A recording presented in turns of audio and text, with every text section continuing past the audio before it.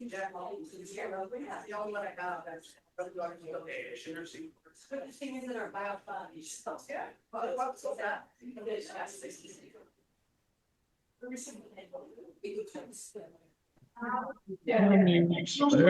we go. Good evening.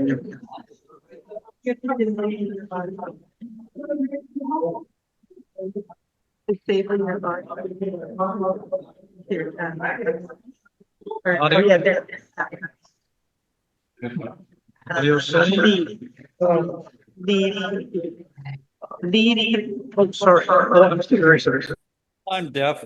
Leave computer. Yeah, go. Thank you.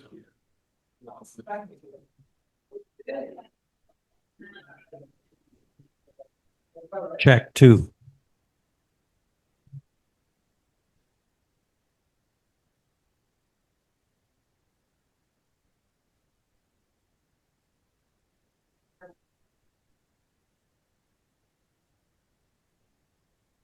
Hey, Dan.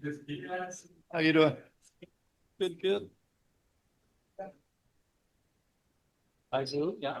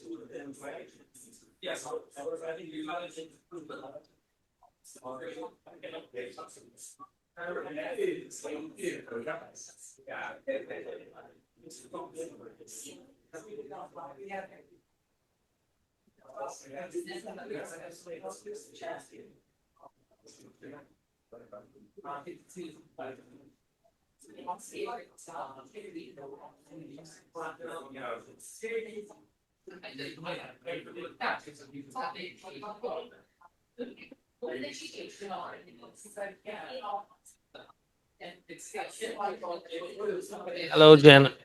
Hello, Jennifer. Evening, Karl. How are you? Good. How are you doing? Okay. How's the weather there? Complete garbage. Okay. Like cold, rainy. Yep. You send that cold a little. I mean, it was hot here today. I want a little bit of cold. How warm was it? I don't know, 28 maybe. I don't know. It was Oh God. I give another tooth to get that temperature.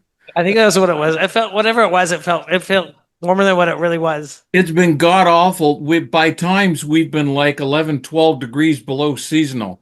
Oh my. So instead of 22, we were like 10 one day. I mean, I don't mind cold. Terrible. I don't mind warm, but sometimes I don't want it to go cold, like whatever it is, and then to right to warm. I want it gradually.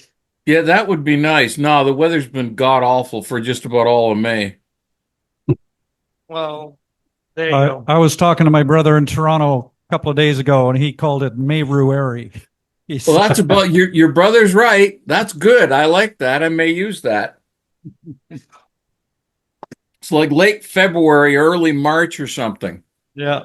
Furnace is still kicking in every day. He said it's terrible. Well, yes, yeah. Your brother and I are on the same page. Yeah. I hate it. You'll get the payback in summer. Oh, sure, yeah. Welter. We'll see. It gets so warm, you're gonna want it to be cold again. Well, I'm looking forward to that. I want to complain about the heat. I'm tired of complaining about cold and rain. Swap. Okay, we're not muted. Matter of fact, we're not even visible. How did the launch go for the anthology, Jen? Yeah, the launch for the anthology went pretty well. Thanks. Yeah, I'll mute us so we can talk. seemed to be a good event. Good. And Bill's got a piece coming out in an anthology as well. So we got you lined up, I hear, Bill, for August. Is that when you're coming? Yes, August. Yep. Excellent. Yep. Yeah. So, yeah, I think we're totally booked for the year now. Otherwise, Jen, we could have maybe done another mini launch on Electric Mermaid. Hey, there you go. Well, maybe next year.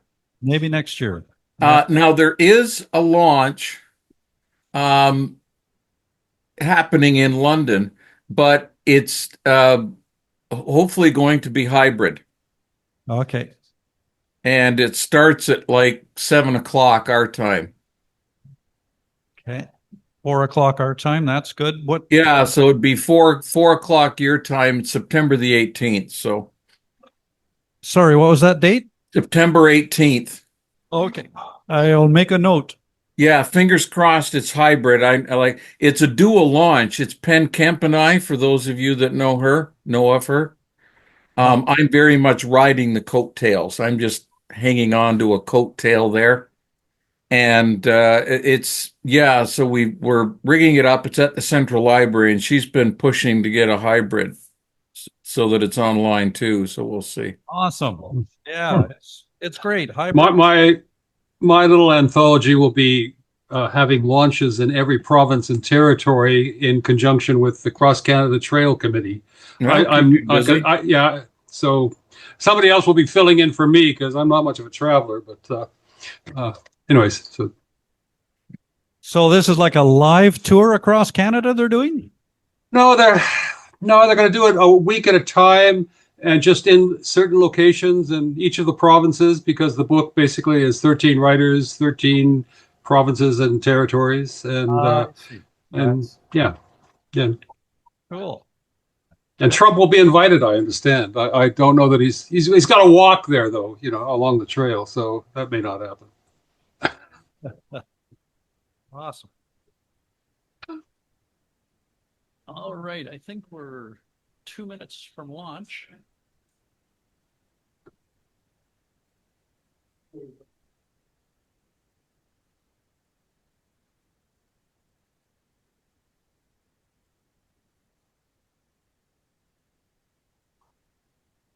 yeah. So, yeah, she's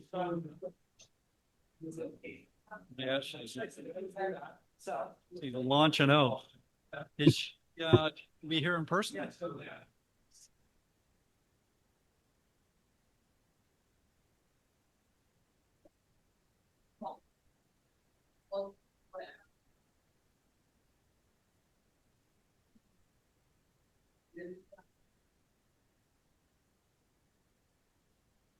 no, she is coming.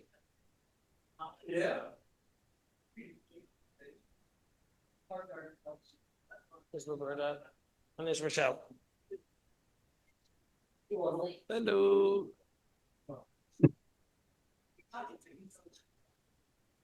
Okay, that's fine. That's fine. If they show. Maybe I should say okay. Okay, I think I'm ready. Check the. How's it going, Robie? Good, good. Very Think well. about you. It doesn't get better than that, does it? Hi, Rachelle. And we got Rachelle, you're number 2. Yes, she knows that. Yeah, second up tonight. The best first, and then Yeah, the you, best. yeah, wait. after you, then the future comes. That's you. Yeah, I think for it's James to come, he goes, oh, I don't know.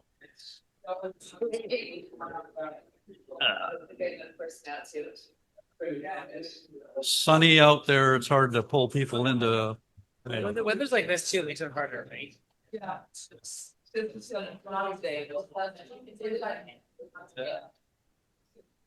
And if she's a writer, she'll come here and then get inspired too. All right, enjoy your reading.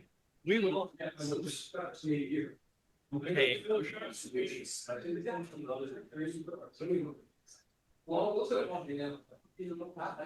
We're ready?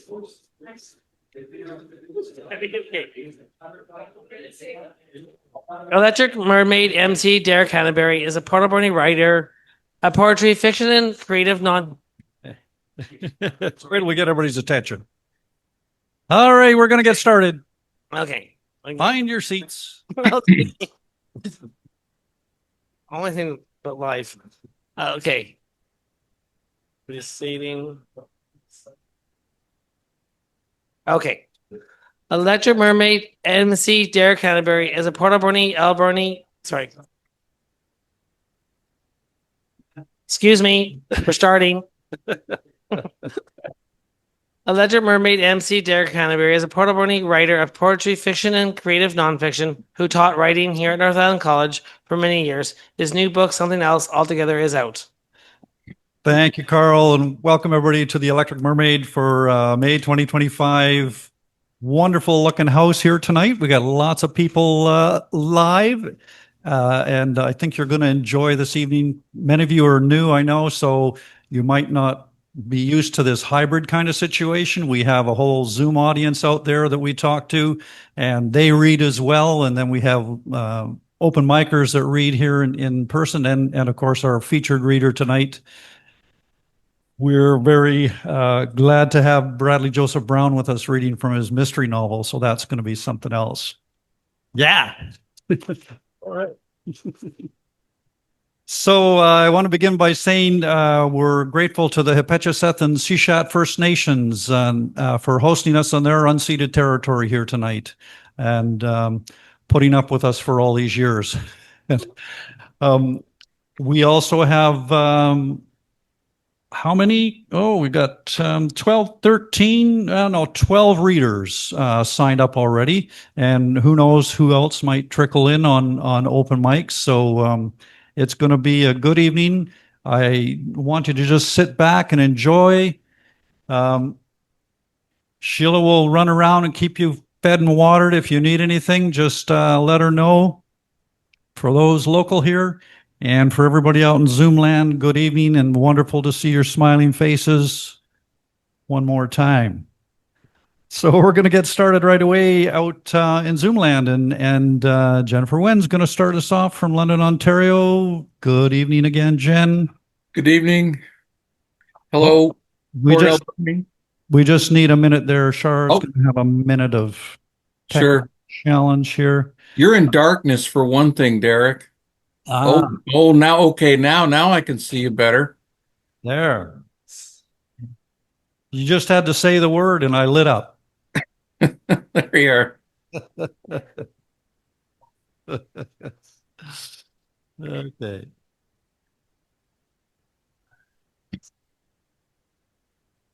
Yeah. Are you going to be reading from your new book, Jen, or from the anthology, or? I'm going back to the play. Ah, Yeah. they're always fun. I thought I'd give another scene from that and see how it lands. Awesome. Are Okay. we ready? I I think so. Are we ready? We're ready. All right, Jennifer, Okay. thanks for your patience. Take it away. No problem. Good evening, Port Alberni. I mentioned this to Derek as we were settling in, but there is a launch for my book Emergence, September 18th. It's 4 p.m. Pacific time, 7 p.m. Eastern. Now, there's an in-person component. It's a dual launch with Penn Kemp, for those of you that know her. So as I said to Derek, I'm very much riding the coattails. But it's she's been pushing for a hybrid component. So fingers crossed that we get that. I'll just put that out now. Now, you may remember I think it was December, I read a scene from this play I'm working on, a Roman emperor known as Elagabalus, that I'm putting out the case that was actually a transgender woman, teenager. She was 14 to 18 and was her age during her reign.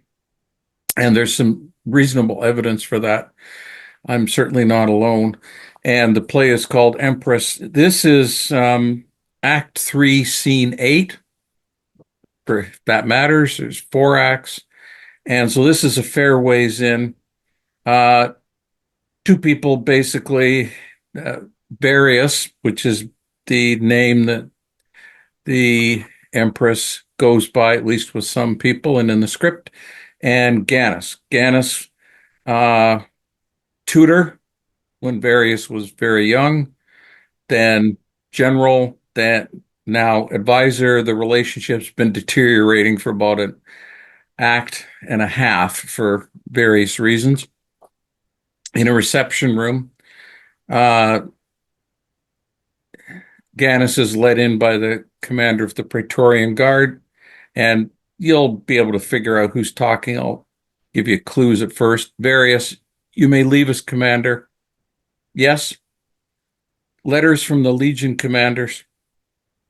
Various takes the parchment, sets them down on the table. I will read them later. What is the summary?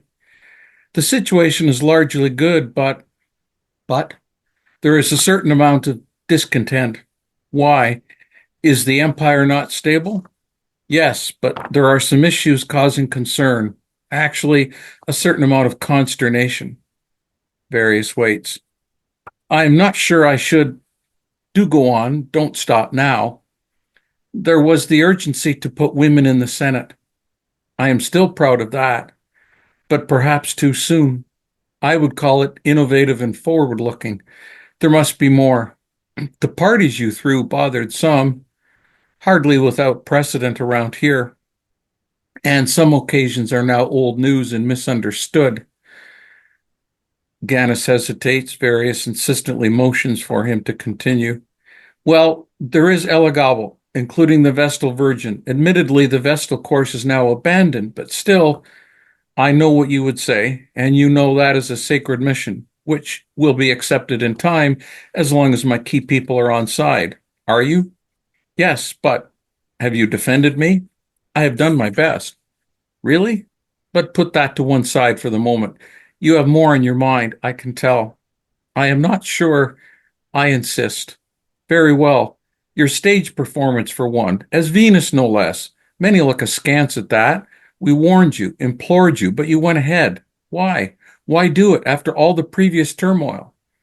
You, of all people, could maybe have understood.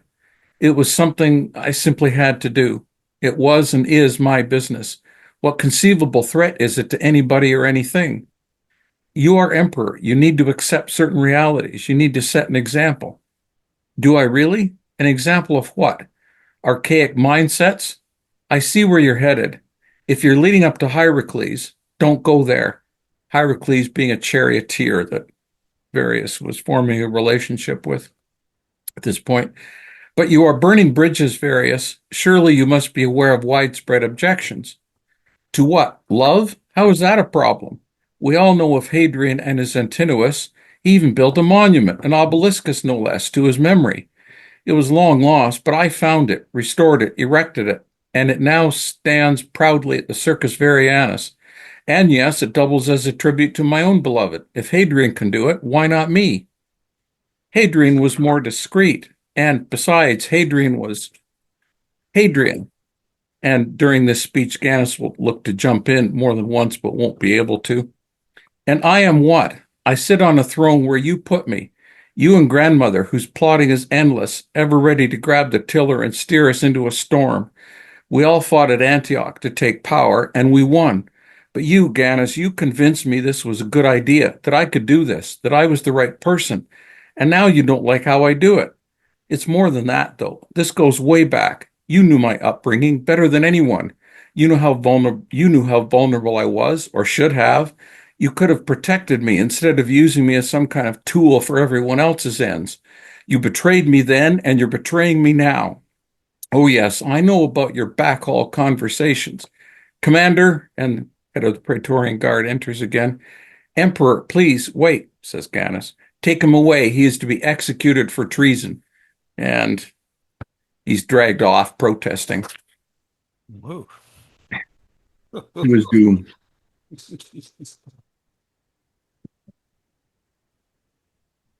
Lots going on there. Thank you, Jen. That was awesome. And getting this sign again, Char, Yeah. join audio. Hopefully that landed okay. There we are. Thank you. Later. Hopefully that scene landed all right. Absolutely, yes. That was completely legible. And great characters, and I love the way Various is vulnerable and rebellious at the same time through there. Teenager. Yeah, yeah. And Empress. Yes, excellent. All right, thank you so much for sharing that, Jen, and keep on writing. All right, we're going to come back in-house now, and our next reader is Rachelle Mecca, live and in person. Good evening, Rachelle. How are you doing? Oh, I'm all right. Good. All right, we're all warmed up and ready for you, thanks to Jen. Okay. All right. So my first poem I have here is called Soulmates. I've known you for many lifetimes, a soul on this earth, a chosen body to remind us the past where we met. An agreement made long ago to join together as souls. We held hands, peered deeply into each other's eyes, to meet again in another lifetime. We took on forms to remind us of the past where we met. Ancestry, the guiding force, two poets destined to see, reveal ancient memories. This love so strong and intricate fusion, we thought we'd bring it back. Unafraid of human error, we chose a divine journey. Meant to meet briefly enough to see through the veil that you gently lifted. My heart drawn to your demise knew that I was connected, knew somehow I could find you. I did. It's love, you wrote, by my hand channeled, not yours. Your body was already gone, yet the soul persisted. I had to pay attention. Pure intuition led the way. Your whispers I was hearing suddenly burst forth into feeling. Your arms wrapped around me, human and spirit of intertwined energy. I found you, my sweet, sweet darling.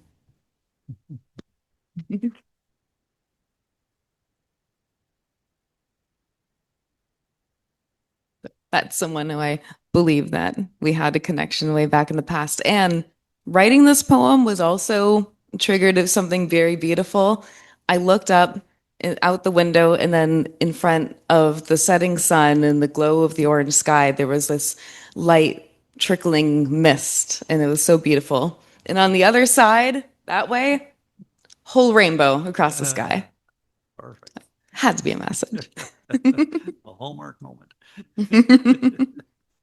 Okay, this next poem is about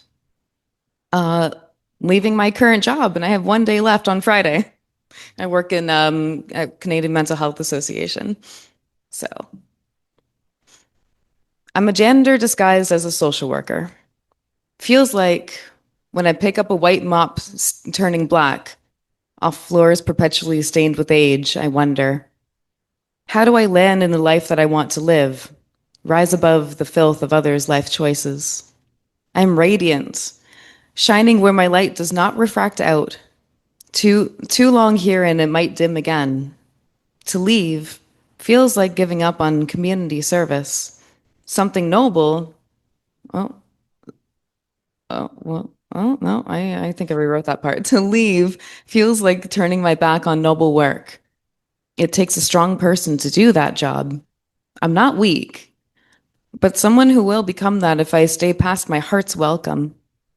I quit, not out of anger, but out of self-love. Meant for more. I'll do greater things out there in that great big void waiting for me. Cheer me on as I let go of one dream to come back into who I am, and then I'll chase the dreams that were meant for me.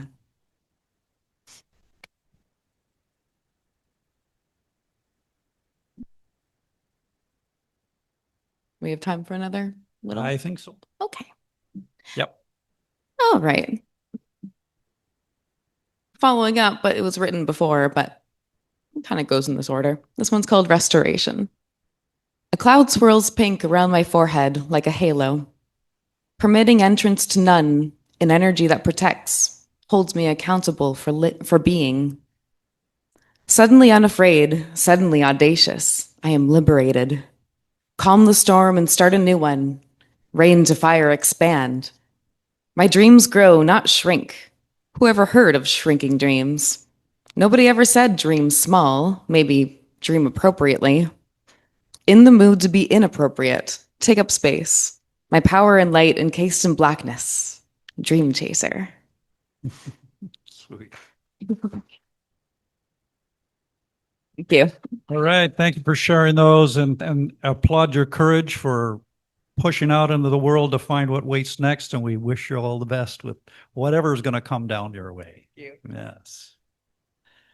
All right. And now it's time for our featured reader. And I have to say, Bradley Joseph Brown has recently moved to Port Alberni, but I think we've embraced him as one of ours now that he's got a book out.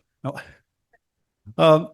Hearing the rave reviews of his fans who have showed up here tonight, how much they enjoyed reading his book, I think we're in for a really a good treat here. So please take the stand there, Bradley, and share with us your work. Bradley's going to read for about 20 minutes or so, and then we're going to open it up for Q&A. If anybody has any questions, just be ready. Thanks, Derek. And thanks, Karl, and thanks, Char, for making this possible. I really appreciate having the stage here tonight. Thanks for everyone for being here. Tonight I'm going to read from my novel, Stone Won't Tell. Stone Won't Tell introduces us to a young boy, a selective mute child named Stone Miller, who was suffering through a fairly unimaginable loss. We meet him through the eyes of the book's protagonist, Tess Evans, someone who has her own experience with loss and trauma. They meet together. He's the student, she's the teacher, as she's trying to embark upon a new life, getting away from some difficulties back home, ready for a fresh start. The book opens with her first arrival in the new world. Picture a woman in her mid-20s, dressed in a fashion-forward ensemble consisting of a cardigan, joggers, and low-top sneakers. Basically, she's the epitome of someone who didn't check the weather before leaving for the airport. Further, this woman is a living manifestation of Murphy's Law, juggling two overstuffed suitcases and a handbag that's playing a game of willful rebellion. Just as she inelegantly reaches for the doomed handbag, both suitcases tumble, spilling the contents of her life in all directions onto the airport terminal floor. Her travel-worn brown hair in a top bun, serving as a perfect metaphor for her situation, rests in a tangled mess atop her head as people look on in mild amusement. Yes, that woman is me. As I bent over to gather my, everything, I looked around and was relieved to see that nobody was paying close attention. Everyone at the airport arrival terminal rushed around, lost in their own travel plans. Thankfully, they had no time to pay attention to the hot mess that had become my life. "Miss," the woman in line behind me huffed. While I stuffed my wallet and other paraphernalia into the disaster that was my handbag, I felt a finger urgently tapping on my shoulder. You're holding up the line, miss. I turned towards an elderly woman wrapped in a winter coat that could surely withstand an Arctic tundra. You're almost next in line, miss. You need to move up. We all have places to be. She flapped her hand as if to shoo me forward. Thanks, ma'am, I muttered in reply, biting my tongue and grabbing my suitcases, only to shuffle forward 2 small steps. Oh, precious real estate, I thought, as the integrity of the car rental line was once again upheld. I turned back to Miss Line Monitor with a forced smile on my face and chirped, "There you go, ma'am, we're back on track." The lady eyed me back suspiciously, as if trying to decide whether or not I was being sarcastic. Annoyed, I momentarily considered how long it would take for me to get back to the airport bar I had just walked past when I first boarded my plane. No, I thought, I know better than that. Besides, I still had a long road ahead, and I needed my wits about me. As if right on cue, the strap of my handbag failed as it once again slipped from my shoulder, regurgitating its contents back onto the floor. I had to remind myself that this was what I wanted. Doing something that was purely for myself had never come naturally to me. That's why flying to a new province and starting a new life on my own was both empowering and quite unsettling. You see, for the better part of the past few years, my life had been weighed down by us, more appropriately by him. James, my ex, was never the type to fill me with joy or a sense of contentedness, but in all fairness, he never really promised me anything either. The truth was that from the moment we met, our time together had felt more like a financial convenience than a partnership. I often told my friends that he wasn't my forever partner, claiming instead that we were a good fit for here and now. My friends, of course, objected and said there's no reason to stick around if I didn't see a future with the guy. And of course, we all know they were right. If I'm being completely honest, James never should have made it back to my place after that first dates at the sport bar, where he scoffed when I ordered a Diet Coke and made numerous jokes that more than hinted at misogyny. Still, something about his jet black hair, his amber eyes, and that rugged jawline made his quite mediocre personality less of a deal breaker and more of a caution to deal with later. I know I sound awful, believe me, but regrettably, that initial attraction to James served as blinders, leading to continued dates that somehow stretched into nearly 2 years of my time, my energy, and inevitably my dwindling self-respect. How did I let that happen? What was wrong with me? Initially, if we hadn't clicked physically, there would have been no click at all. It wasn't until life threw me a total curveball and my roommate decided that it was time for her girlfriend to move in and for me to move out that I agreed to stay with James for just a few weeks until I found a new place. However, rental prices were really high in Victoria, and as a full-time university student working part-time hours, I soon discovered that I wasn't earning enough money to cover even a modest rent on my own. So, a few weeks turned into a few months, which, before I knew it, led to me feeling completely stuck in a relationship that was truly going nowhere. I knew the end was near on the night of my graduation dinner. James, as my brother and father watched on, raised a glass and said, "To Tess, I'm glad your university years are finally behind you, and you're now entering the work world with the rest of us. It's time to put on your big girl pants." I recall sitting there thinking, well, that wasn't so bad, as my brother and father raised their glasses uncertainly. But not quite finished. James, in a failed attempt at comedy, added, "Remember what they say, Tess. Those who can, do. And those who can't, teach." Embarrassed, I watched my family look on with their shocked smiles. How my father managed to sit there pretending everything was fine is totally beyond me. But my dad rarely acted the way I wanted him to anyways. As for my brother, well, I still remember the smirk on his face as he shrugged, downed his glass, and stared at me with the expression that suggested the obvious question. "Is this the best you can do, sis?" Something snapped in me that night. In a few short words, James had stolen my accomplishments from me, and at that moment, I finally knew that it was time to move on. Thankfully, it didn't take long before I felt much better about the shape of my life, but as we all know, real change takes time. First, I moved out of James's apartment right after graduation. It was easy enough to pull off because he had left on a 3-day fishing trip the very day after my convocation dinner. Packing up my personal belongings was much easier than I expected. Most of our possessions were shared, and I really wanted no part of him to come with me. So I packed up all my clothes into these 2 large suitcases, boxed up the rest, and quite reluctantly headed back to my father's apartment. I was supposed to be moving forward in life, but there I was, taking a definite step back. I felt so embarrassed when I first walked into my father's place. I still remember the way he looked at me, with amused disappointment while he teased, "Better luck next time, Tessie." Sadly, it was a look I had grown accustomed to seeing, especially ever since Mom had died. My next step was to find an answer to that age-old question: what do I want to do with my life? Thankfully, with a teaching degree firmly in hand, I already knew that I intended to be a teacher. But to whom? And where? Miss! Miss! Shaken from my thoughts, I turned just in time to dodge Arctic Tunger's incoming finger. I smiled insincerely as she shooed me forward once more. I shuffled ahead a few meager steps and took note of how close I was to finally reaching the front of the car rental line. Trying to be proactive, I rummaged through my handbag in search of my car rental papers. When I pulled them out, I realized my mistake. I was standing in the wrong line. Scanning the area, it didn't take long to notice that a second car rental kiosk was about 20 feet away. Annoyed and frustrated, I did my best to avoid Arctic Tundra's judgmental gaze as I slunk away. When I reached the new lineup, I looked at the long, bending rows of people standing before me, and I forced myself to take a deep breath. When I was feeling calmer, I reminded myself that minor hiccups like these were bound to happen, and that I was perfectly capable of spending some extra time waiting in line. After all, I've often heard that we have to take the bad stuff with the good. It was one of the realities of life. Dear old Dad had certainly told me as much often enough.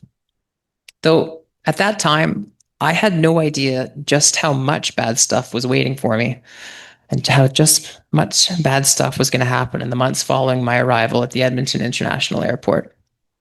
Nor in that moment could I have guessed that in just a few short weeks, I'd find myself teetering on the edge of life and death.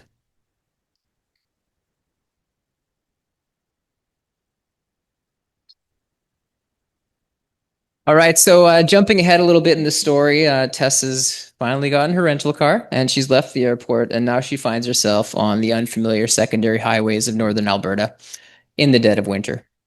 She's starting to have some second thoughts about the experience, and she's starting to really question if she knows what she's getting herself into. I'll pick it up right there. The driving conditions worsened as I completed the second hour of my journey to Edwards Lake.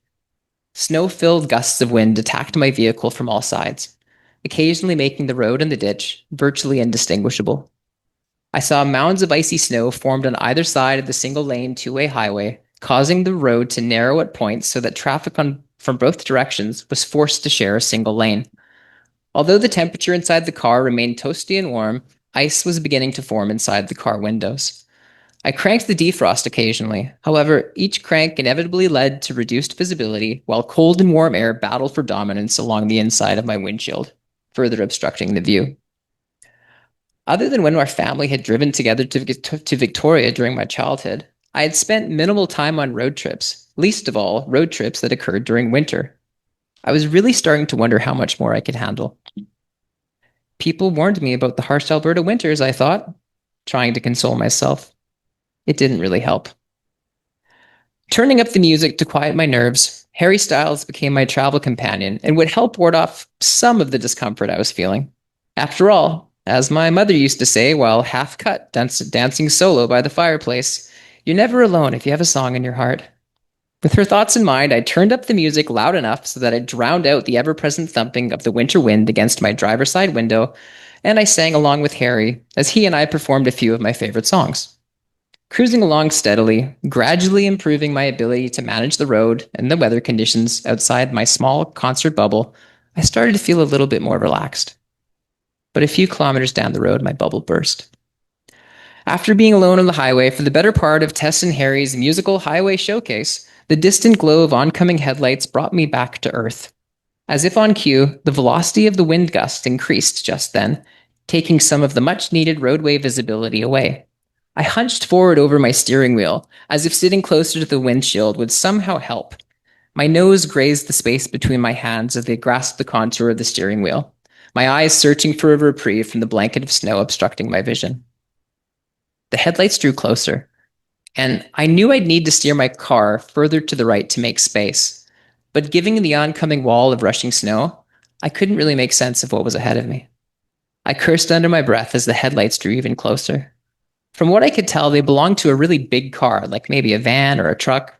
My little Volkswagen surely wouldn't win in a collision with a vehicle that size. Unaware of where the road and the ditch met, I took a chance and steered slightly to my right. I was met by an immediate violent bump so loud that I thought I had driven off the road.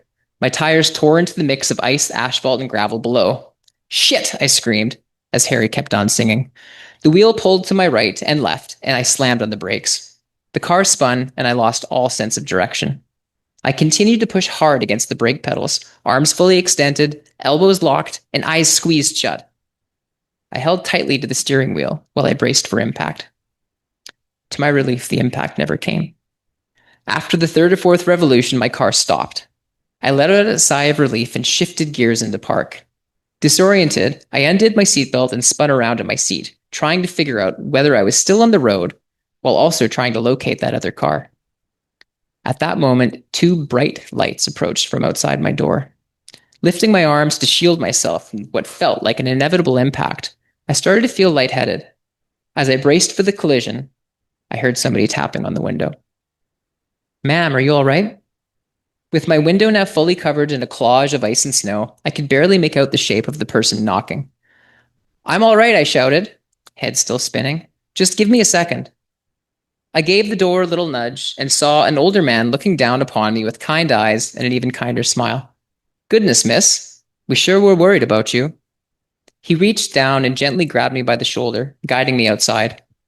The moment I stepped out of my car, my entire body started to shake from the harsh cold.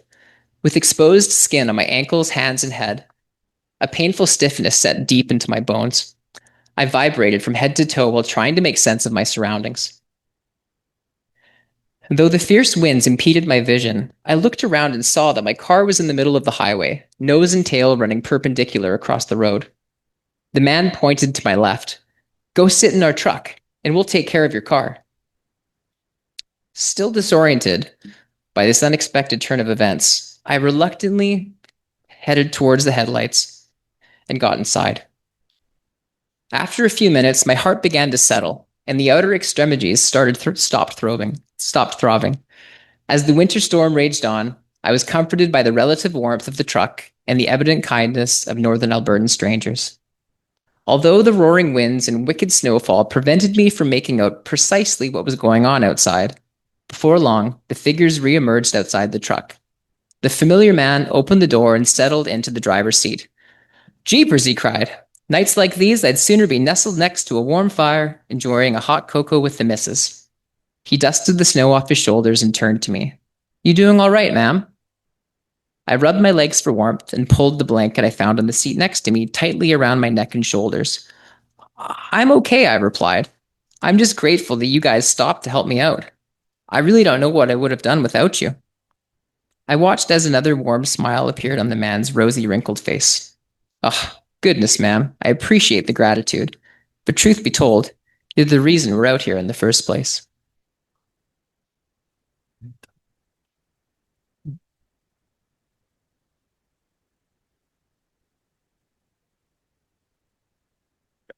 Yeah, okay. Yeah, I'll do a little more.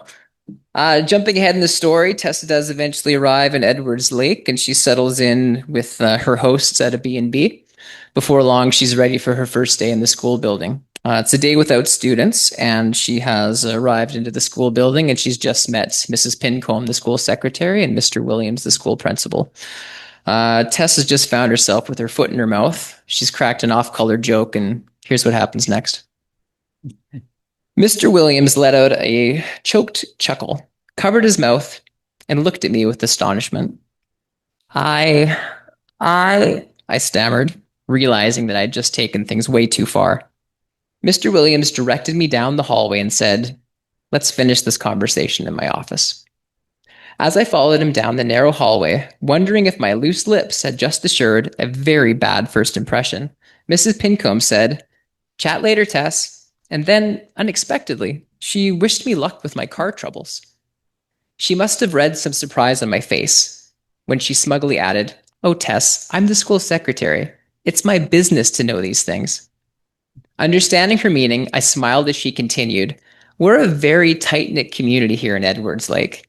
Everybody knows everybody. And besides, you know what they say about small towns, don't you?" A cheeky grin materialized as she leaned forward with eyes narrowed and added, "Word gets around fast." With that, she grabbed the coat that hung on her chair, tucked a petite leopard print purse under her armpit, and waved goodbye. I entered Mr. Williams' office feeling somewhat childlike. The last time I was in the principal's office was back in grade 3 when my friend Beth Thomas and I had hidden in the girls' washroom during music class. After a school custodian found us out, we went one at a time to explain our actions to the principal, Mrs. Rosemont. It wasn't a good scene. All the kids were terrified of that thorny old broad, making her office the last place we wanted to be. I remember sitting there, my knees shaking, tears forming under my quivering eyelids, wondering if I would ever make it home safely again.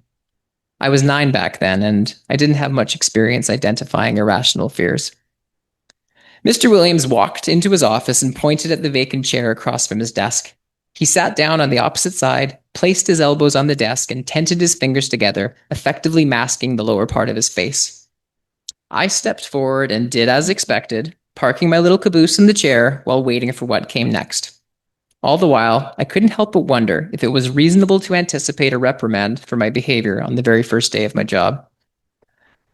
After what felt like a rather lengthy delay, Mr. Williams finally spoke.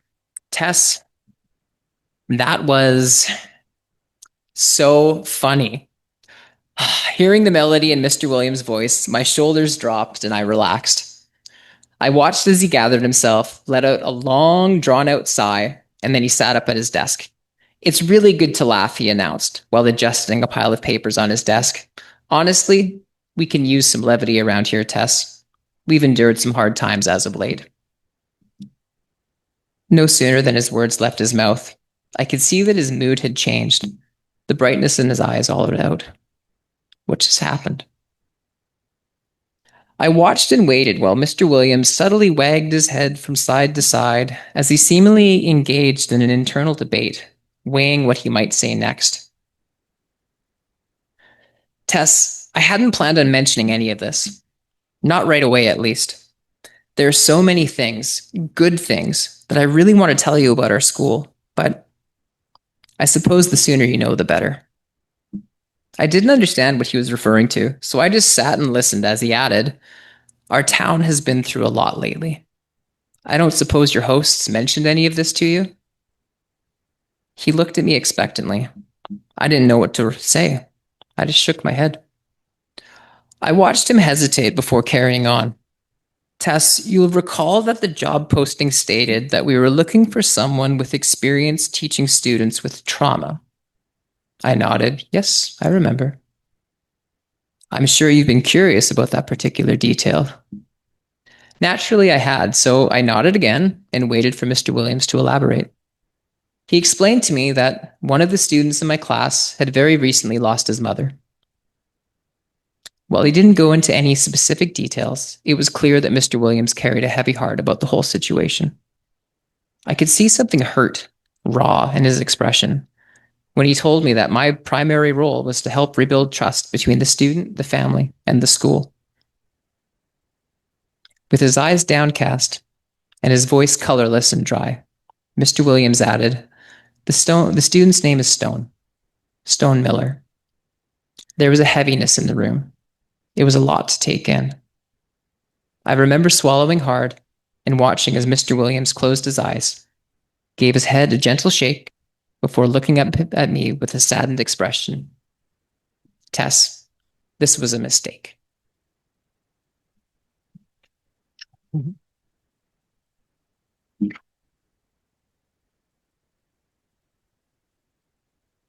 All right, if that isn't a teaser, I don't know what is. Okay.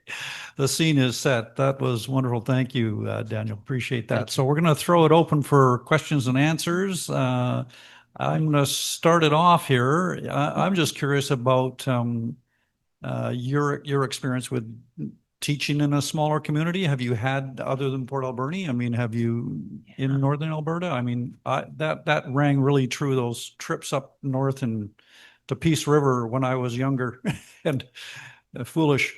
Yeah, that felt very real. So, Yeah.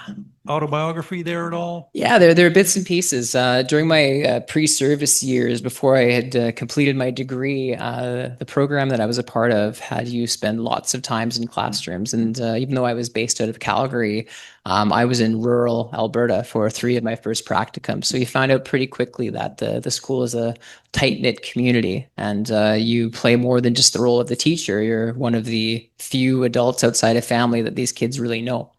Interestingly enough, I moved here after I had read or written most of this book. So my experiences now teaching in a smaller community, they're sort of reversely reflective of what I wrote about. So it's interesting to see connections now that simply weren't there when I had originally written it. Uh-huh. Yeah. Sweet.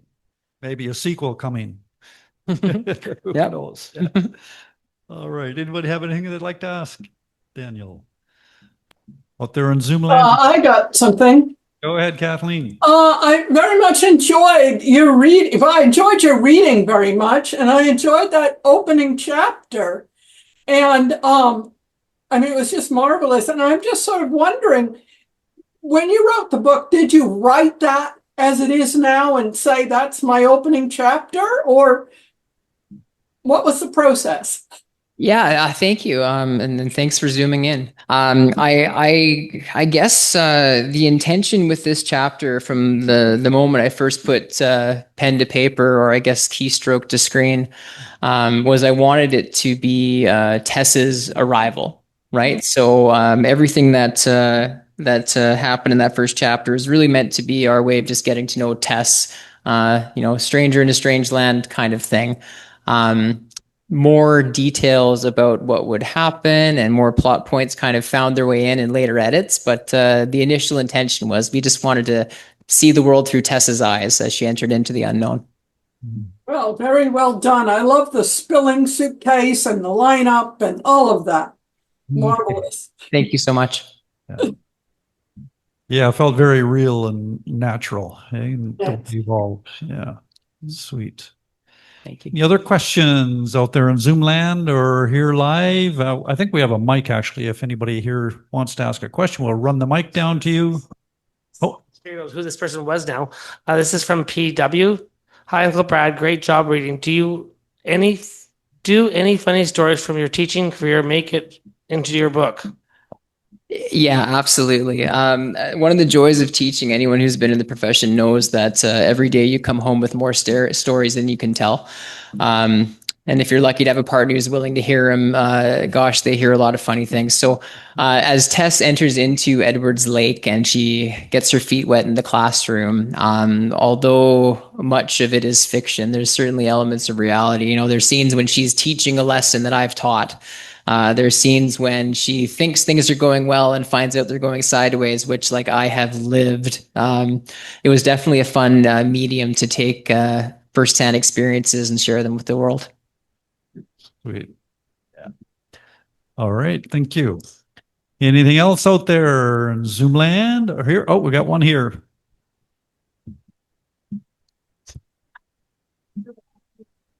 Do this bucket list of this reading and writing the book. I wanted to ask them, what do you think your biggest takeaway from this whole process, whether that's writing the book, being here tonight, sharing it, or like what's your biggest takeaway? So I'm just going to repeat that question for those out in Zoom land who might not have heard. So she's asking, what's your biggest takeaway from the experience of writing the book and being here and doing a live reading, etc.? Yeah, thank you. I think one thing that really stands out is I know that when I first set out to do this, it had been after many years of just not finding the time and not finding the motivation and not giving it space, not knowing whether or not it'd be worth it, not knowing whether or not you could follow through. So my takeaway is give it the time. If there's something you want to accomplish or something you want to try out, give it space, and then then it's real. Yeah. And probably many people don't realize what it takes to see a book through to completion. Do you want to just talk a little bit about that, about the discipline and the time? Yeah, involved? I mentioned this in my acknowledgments. I had two editors who helped me out in this process, Ashley Hollowell and Jen Knox at Unleashed Creatives. I gave them a manuscript that was almost 900 pages long, and they very kindly informed me that that was a bit ridiculous for a first-time writer. And after I was hurt and I was able to listen, it became very rewarding to look at the work as a whole and start seeing ways in which you can improve. So I guess what I'm trying to say is the process of writing this was really a process of rewriting it and rewriting it again and rewriting it again. And when you do land on the story you wanted to tell, all of the time, all of the drafts, all of the cuts are worth it. Mm-hmm. And I know that's a message I try to impart with some of my students as they're learning how to write. You don't just do it once and you're done. You got to edit, because that's when the story really comes to life. Yeah. Yeah, I think Hollywood has pushed that narrative. You see the writer typing the end and then the book appears, right? Well, it ain't like that. No. Yeah. The end of part 1 of 10. Yeah. Yes. And revision is revision. It's just got to happen for sure. Yeah. And fortunate you have the help of good editors, because that makes all the difference as well, right? So good on you. All right. Any more questions out there? I do. Bill, go ahead. Well, I've got to ask what I thought would be the obvious question. Maybe it's not. Is that you have a female character, and I was wondering what process you used to get to that. I mean, I think that's rather courageous, actually, from a male point of view. I would hesitate to do that.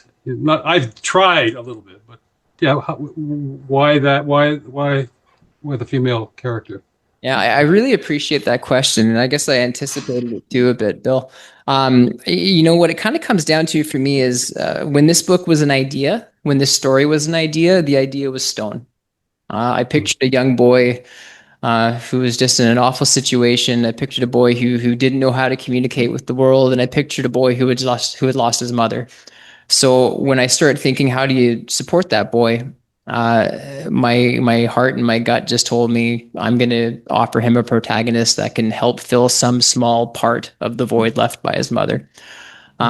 Further to that, I guess just as a sort of student of story, having read lots of books, lots of movies, lots of TV shows, I've seen my favorite authors effortlessly write outside of their genre. And I guess I just kind of find myself as a connoisseur of stories who doesn't think much of it. If the story is written well, if the character is written well, I'm ready to get behind it. So it made me feel open to giving it a shot.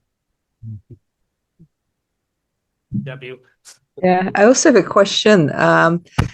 Did you have like a writing routine when you were working on it, or did you work on it continuously, or in like bits and pieces when you were doing your first draft? Can you talk a bit about that? Yeah, well, that's a great question. I'm going to quote one of my favorite authors, Stephen King. He says, write the first draft with the door closed and write the second with the door open. My first time through the book, I kept it all to myself. My wife would hear bits and pieces, although I was very cautious not to give too much. Once the first draft was complete and I had hit that fabled the end, that's when I invited other people to share their voice and ask their questions. And my wife was a big part of that. She knew the story as well as I did by the second time through. But then again, the two editors that I hired, they helped bring the story to life. They were the ones who helped me see the things I couldn't see and notice the opportunities that I hadn't fully taken. Last question. Are there any hidden Easter eggs in your book? Hidden Easter eggs? Oh, yeah. Well, I guess it's kind of fun to answer that question, because right now I'm in the process of sort of collecting the Easter eggs to start drafting the sequel. So yes, there are. Anyone who's read it might be able to identify with my saying that this is a book that wraps up Tessa's story, but there are more stories who still require a little more space, and those Easter eggs are definitely in there. So I wasn't far off when I said a sequel.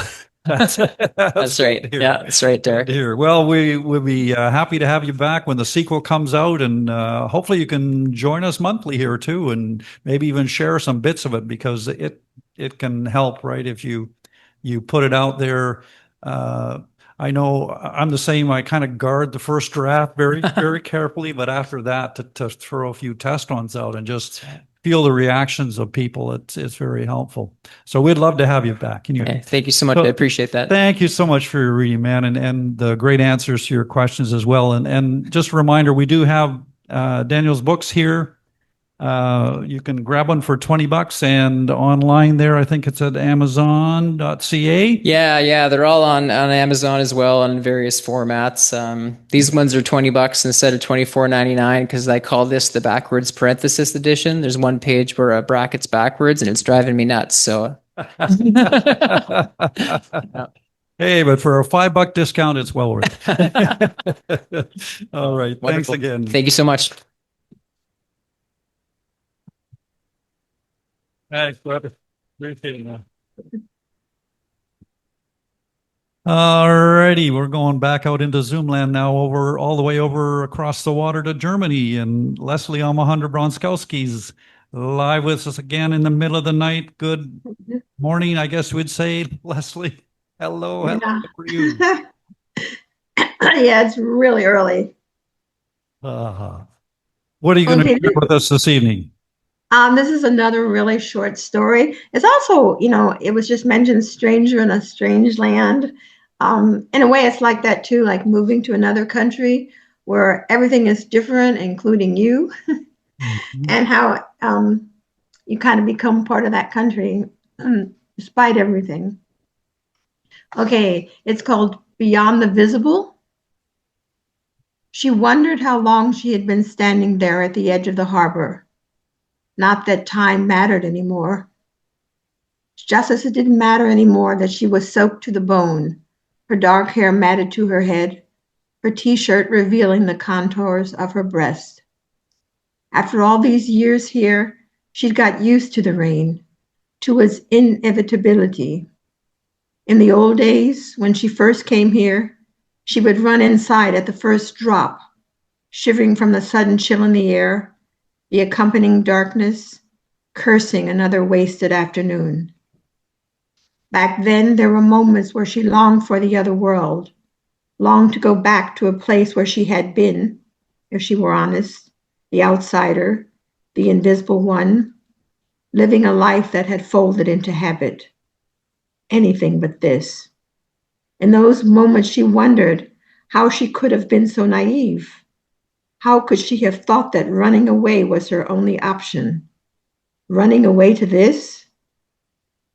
Strange now, how everything had changed since then. She had got used to the cold wetness. Now it was though she greeted it, welcomed its presence, the way it enveloped her, forced her to feel herself. How should she put it? She saw it as a curtain that had fallen from the skies, closed to block out the stage and her memories of the other world, to keep her focused on where she was, maybe even to harden her in some way. She liked to think that was it. Sometimes, though, she missed it. The heat, the crowds where she didn't stand out, the peculiar slang of her city. In the quiet before bed, she imagined the curtain opening, letting her step back through, go back just for a visit. Back to the house she had grown up in with the apple tree in the backyard that fell over when she and her sister were playing King Kong, and she, for once, was the beautiful lady. Back to her old school and her secret friendship with Melanie, who was too dark for her mother, so they hung out a few minutes after school in the drugstore before she got on the bus. She remembered whispering, "Don't forget me," when she left. She had promised that she wouldn't forget either. It was, she had told herself, like leaving your coat hanging over your seat during the intermission in the theater while you stepped out for a Coke. When she came back, her seat would still be waiting for her, and the play would go on. Wasn't that how it worked? The truth was, if she were to go back, no one would be waiting for her. Her friends would walk past her, a stranger by distance, by silence, by time. There were no do-overs in life. You can't reverse time like the clocks in autumn, spinning the hour hand back to reclaim some sliver of daylight. You can't return to what has already let you go. She felt almost defiant as she let the rain pelt her body. It was getting colder, but she didn't move. She was no longer that girl. She had become something else, a woman made of 2 continents and something in between, a woman who walked into rooms and no longer flinched at being the only one like her, a woman who had chosen to stay. She peered across the water into the falling darkness, searching one last time for an opening in the curtain. But the show was over, and it was time to go home.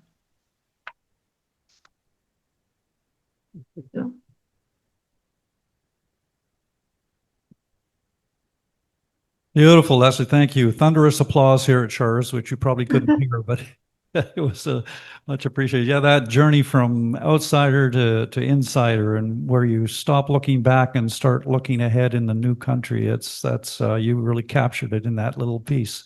Beautiful. Thank you so much. Thank you. And, we'll let you go back to bed now, or stay with us. No, I'm going to stay up. Tomorrow's a holiday in Germany, so I don't have. Oh, perfect. You're up. Enjoy. Yeah. All right, we're going to come back in-house now, and Dan Biggs is going to be up next. Hopefully Dan's going to share a little bit more of his novel tonight and get us a little bit further down the story. I'm not sure how many months we've been following your story now. It's been a few. It's been quite a few, yeah. Awesome. Okay, I'll just give a brief summary. It's a story takes place about 100 years ago. It's about a young woman who becomes pregnant out of wedlock. Her father's his local reverend, tricks her and sends her north to a small mining town to be married. So last month, I introduced a new character, George Prescott, and he's the only policeman in this mining town. And he was sent there not because he wanted to go or he chose to go. He was sent there as sort of a means of covering up corruption in the police force, which at the time this was written, there was a lot of corruption in the Vancouver police force. So his backstory, I started where he grew up on a farm in the prairies. And so that's just where I'll take off from again. You have a good head on your shoulders, his mother told him. She gave him a copy of the detective stories by William Russell. They were food for George's imagination. He read them over and over until they fell into the flames at his father's hand. Enough of this reading nonsense. Your head is in the cloud, boy. You need to learn the farm. I warned you, chores come first. A smack across the head. His mother's soft voice. Excuse me. Do what your father says. I will get you other books. Don't let him see you reading. You are much more than this place. You will grow above it if you don't show your anger. His mother grew sickly when he was 15, and after a year in languish, died in the night. Father would not let them see her. They waited until they left with the Reverend and crept like mice into her room to look upon her pallid face and sunken eyes staring into heaven. Father was worse. His meanness grew. He fell into drink and spent all their money in town. Albert, George, and the girls tried to keep the farm going, but without guidance or money for seed and feed, the farm fell into debt and disrepair. Soon suited men came from the city and took the farm. Iris married a widower from the next town and a salesman from the city.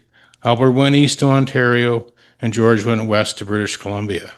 Father stayed and died of pneumonia in a muddy lane a year later.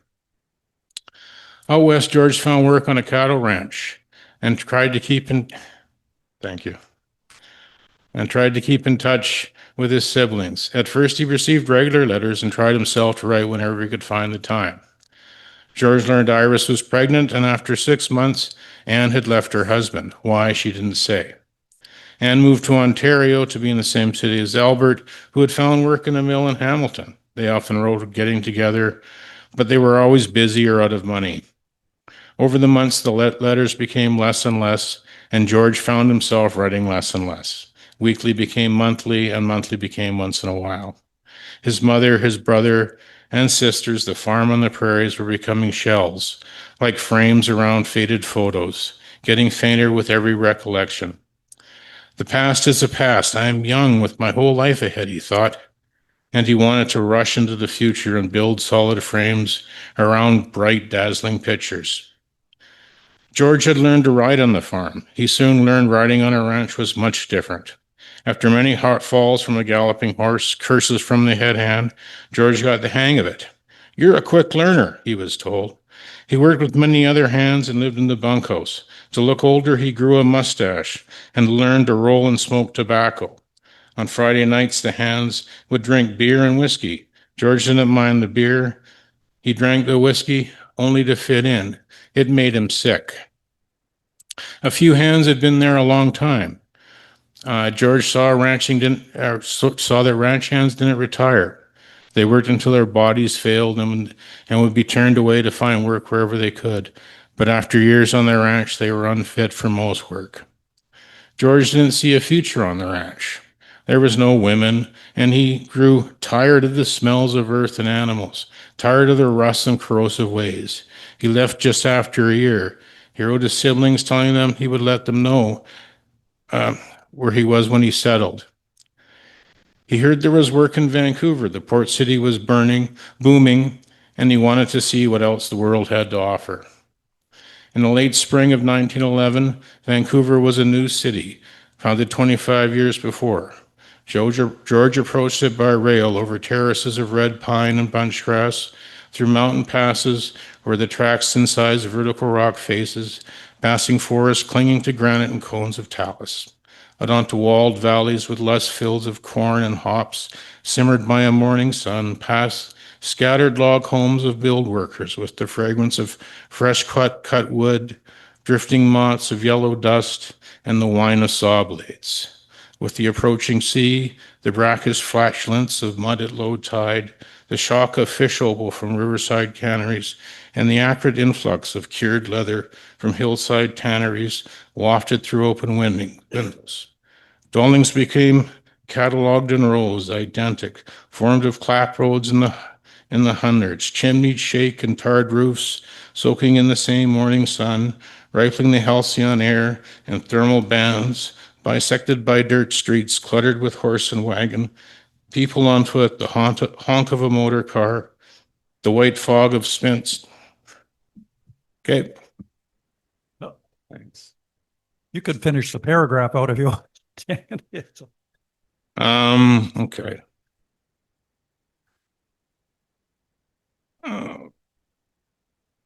One page.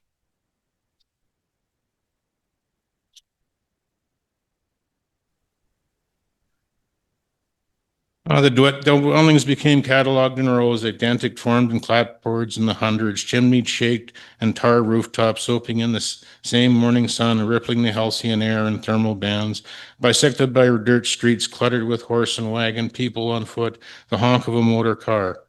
The white fog of the spent steam from the engine shrouded the windows, and as it dissipated, the residents of wood gave way to edifices of brick and stone, billboards, Smoke McDowell's Drink Canadian Club, Bernie's Best Prices, Mr. Lee's Always Cleaned, cobble streets, small motor cars, an electric street train leashed by hovering wires.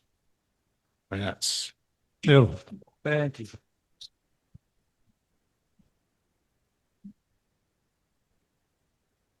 Awesome. We're looking forward to see where that goes. Thank you, Dan. All right, we're going to go back out into Zoom land now to Denman Island, and Bill Engelson is waiting in the wings there. Good evening again, Bill. Okay, I'm going to read a very old piece from 17 years ago. It was read then and it hasn't been read since. It was read at the Denman Island Readers and Writers Festival in 2008. It's called Under Pressure at the 2008 Readers and Writers Festival. Minute 12, and I've shortened the piece a bit. Yikes, the letter from the organizing committee arrived. They confess to thinking I will be worth listening to. I relish such unbridled optimism, but buried in the fourth paragraph is the bane of my public reading life. All of us local writers will be afforded a maximum of 12 minutes. 12 minutes! It seems at once too much and too little. 12 minutes. Immediately understand, I think. There will be a total of 3 sessions on 3 successive days, each an hour in duration. Will it seem like a duration? There will be at least 12 writers reading or 12 readers writing. Talk about your 3-day novel writing contest. Then we could have a 12-minute spurt of inspiration contest. That would be like some shindig. You have 12 minutes to write a story or poem or play. It would be exhilarating, artistically demanding. A bit boring to watch, perhaps, unless spectators who attend these sorts of esoteric events like to sit still and witness colossal imaginations unwind, coil and spring like rattlesnakes, or in my case, like an innocuous garter snake. I am a restless writer. I can barely remain clamped to my chair as I compose. Do I really want voyeurs gawking whilst my creative liquids gush? For me, writing is like clipping toenails. Snip. There, that looks good. Snip. Shoot, got some skin. At the end of either process, I put the finishing touches on the nubs, file them down, as it were, and move on. Minute 8. I am wilting. The sparkle is leaving my body. I need a muse. I Google 12 minutes. For example, okay, it seems 12 minutes rules much of our cosmos. For example, I learned that while most job interviews last an hour, a majority of managers make the decision to hire or not within the first 12 minutes. In 2004, Takuro Kobayashi set the world record by eating 53.5 wieners in 12 minutes. I can't immediately verify if the record still holds. In Sycamore, Illinois, you only have to pay a penny for 12 minutes of parking.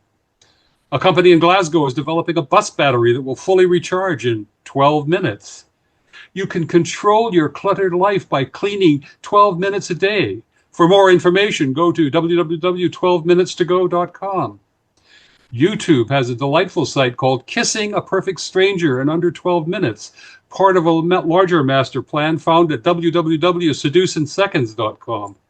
And my personal favorite, 12 Minutes to Search Rage, a 2001 report that warns about the maximum time you should risk spending on a search engine before you blow up. Minute 4. I'm taking the 3-morning workshop with Jack Hodgins, but there was this time clash. I wanted to read here and take Jack's course. Jack was my high school English teacher. I skipped out of school a fair amount back then. This morning, I had to skip out of Jack's workshop for a few minutes to read my handiwork, as if I was still that skinny, aimless kid. At my 10th high school reunion, I snuck out of an assembly to have a smoke. BS, his actual initials, looked at me and said, "Engelson, you'll never change." Contrarily, at that reunion, I was voted most changed. Minute 2. I like Charlton Heston films. I'm not a gun guy, but I've always gotten a solid right-wing thrill from his performances. One of the most blatant exhibitions of chaos in film is 2-Minute Warning. What a depressing and aimless chunk of celluloid. Still, it's a convenient shill to resurrect as I try to fill out this exasperating process. Heston was on film in Moore's doc Bowling for Columbine for about 12 minutes, a teensy amount of time compared to all of his majestic heroic roles.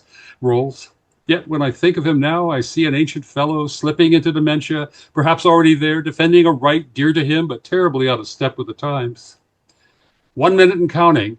I feel like I have an explosive device strapped to me. For someone my age, who may be past his creative or procreative prime, this has been an exhilarating exercise. I have wasted countless hours meandering the web, lightly landing at a range of universes.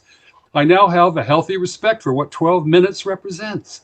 The most poignant 12-minute experience I stumbled upon, incidentally, was a brief tale telling the final moments of one John Joyko, a convicted murderer who was rather awkwardly hung one April morning in 1915 at the Old Don Jail. To quote Katie Lewis of the Toronto Star, it took 12 minutes for Zokol to die.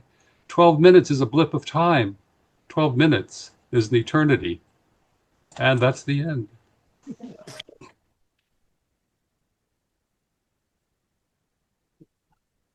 Wow, you wrapped 12 minutes of eternity into 5, Bill. That's a miracle. editing. Maybe do you want to just take a moment and just share about the anthology for people who are listening and Oh, let them know sure. where they can get it?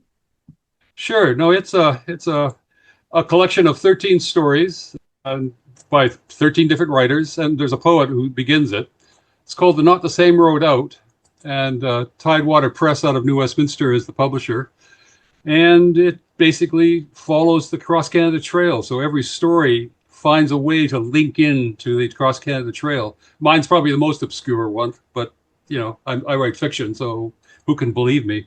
But but yes, so it'll be out in the middle of June, and there'll be lots of publicity, hopefully. I mean, I think it's timely to have a story about Canada and the Cross Canada Trail, even if it's all fiction, to prove that we really exist, in case anybody doubts it. Yes, wonderful. And we're going to have Bill for our featured reader in August, and some of the other people, hopefully in the anthology, will join in and share some of their pieces as well. So thank you for that, Bill, and thanks for the reading tonight. Most enjoyable, as always. Where are we going now? Oh, we're back in house, and we've got no Don Skipp. No, Don Skipp doesn't want to read. Not tonight. Aw, okay. We were hoping we could twist your arm, but no, we don't twist too hard. All right, so we're going to stay out in Zoomland then, and Kathleen Vance is going to be up next. Good evening, Kathleen. Oh, we've got the mute on there. No. There There I you am, are. definitely unmuted. I learned how to move that key. Okay, I hope to finish up this story. I want to thank everybody I've heard read tonight. It's just been great. I've got Esther, a widow who's living with her brother-in-law, Ralph, and their neighbor, Nargis, who was in an MRI machine and got a coded message that somehow Ralph was going to kill Esther. So she asked her friends from the detective agency to help. And anyway, they all ended up at Esther and Ralph's house, and Esther and Ralph ended up in the hospital because of household accident. So Nargis went to see him in the hospital. And when I left you last month, she was just quoting Kafka. So Nargis says, well, you're both away from the house for now and have time to think. You can go back to your house and wait to get squashed or squash each other or get out. Ralph, from what Lil told me, you know where you'd really like to be. Esther, I think I know just the place for you if you let me help you.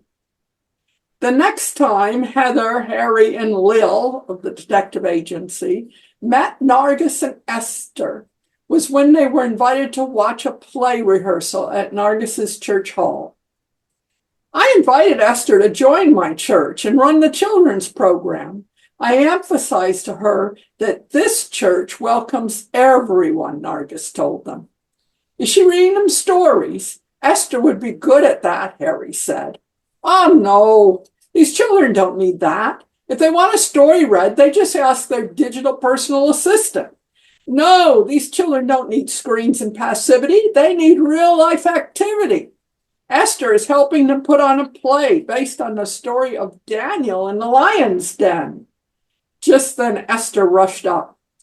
These children are driving me crazy. Some of them want to give speeches about the need to protect the lions.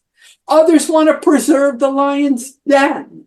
Some want to join Daniel in overthrowing King Darius.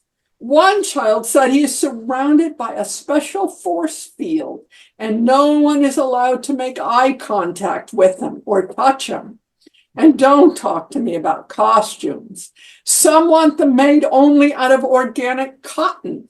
Some don't care as long as they're authentic, whatever that means. And some of them want to wear their taekwondo robes and white, yellow, green, and blue belts. And how am I supposed to get them to produce a coherent play for an audience? I mean, I'm not sure I can do this, Nargis. You'll lead them back to the story. I have every faith in you, Nargis reassured her neighbor, who gave an exasperated sigh and raced back to the enthusiastic and unruly children. By the way, Nargis told Heather, Harry and Lil, you'll be happy to know. Nargis told Heather, Harry, and Lil, you'll be happy to know I received a card from Ralph. He's no longer living with Esther. He's moved away from the coast, back home. To Falcon Lake, interrupted Lil. No, Lil, whatever gave you that idea? You watch too many sci-fi movies. You're worse than me. Ralph is back in his hometown. Of course, it wasn't exactly home as he remembered it, but he's joined a group there that's campaigning to restore the grasslands. So you can say he's found a home at last, one that he feels is worth saving. That is a miracle, Nargis. But now that we've solved the mystery, I think you and I should have a cup of tea while you tell me why you had to have an MRI in the first place. Yes, do, Harry said, while Lil nodded their enthusiastic agreement. Heather is a skilled practitioner of mindful conversation, and everyone, even you, Nargis, needs to talk sometime. That's the end.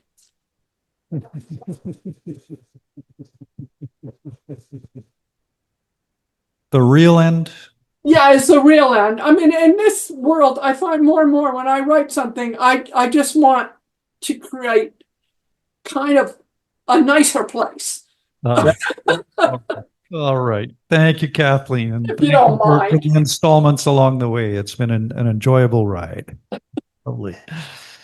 Okay, we're going to stay up there in Zoom land, and we're going to have a little musical interlude. Mark Wonneck coming from Qualicum Beach. Good evening, Mark. Good evening. Yes. Am I unmuted?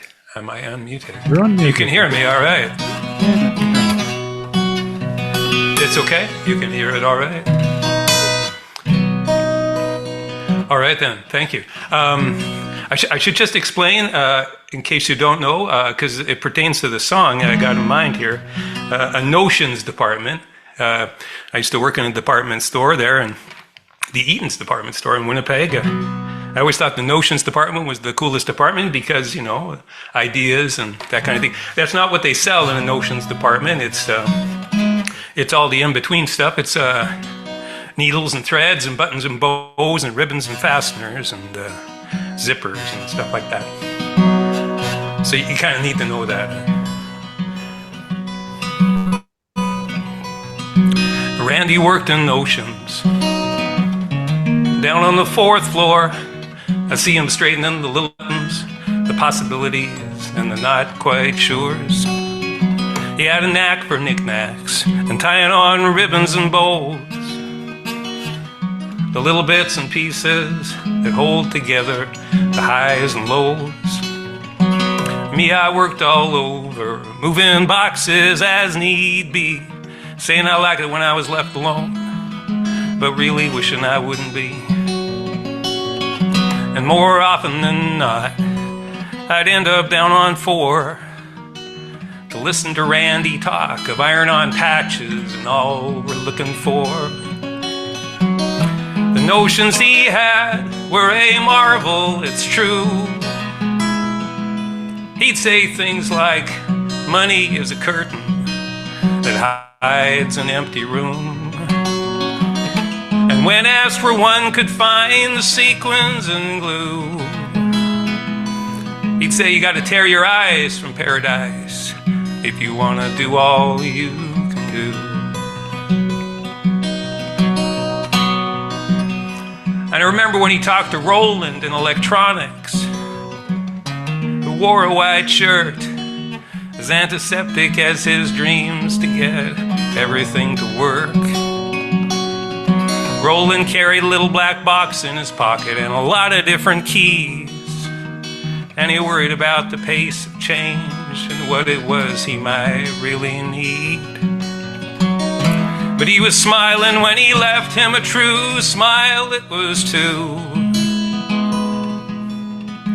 Not the kind filled with smugness or from getting more than you're due. What Randy said to him, Roland never did say. But he started writing poetry in black and white and gray. And he talked to Marcy down in receiving, who always fretted for her back, because there was no telling what might come in on that old railroad track. Marcy thought she'd like to travel on a cargo ship someday, but worried she'd end up like the gulls who never fly away. But after Randy showed her some thimbles and buttons shaped like drops of rain, I never saw Marcy at the store again.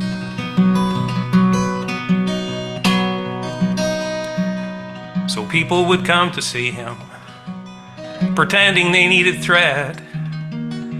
Eventually, though, they'd always get what they really wanted instead.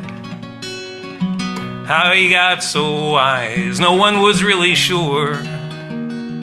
Probably just by listening and believing something crazy like love's the cure. The notions he had were a marvel, it's true. He'd say things like, it's a mistake to walk in shoes that aren't for you. And when asked where one could find the sequins and glue, he'd say, if you stop listening to your heart, it'll stop talking to you.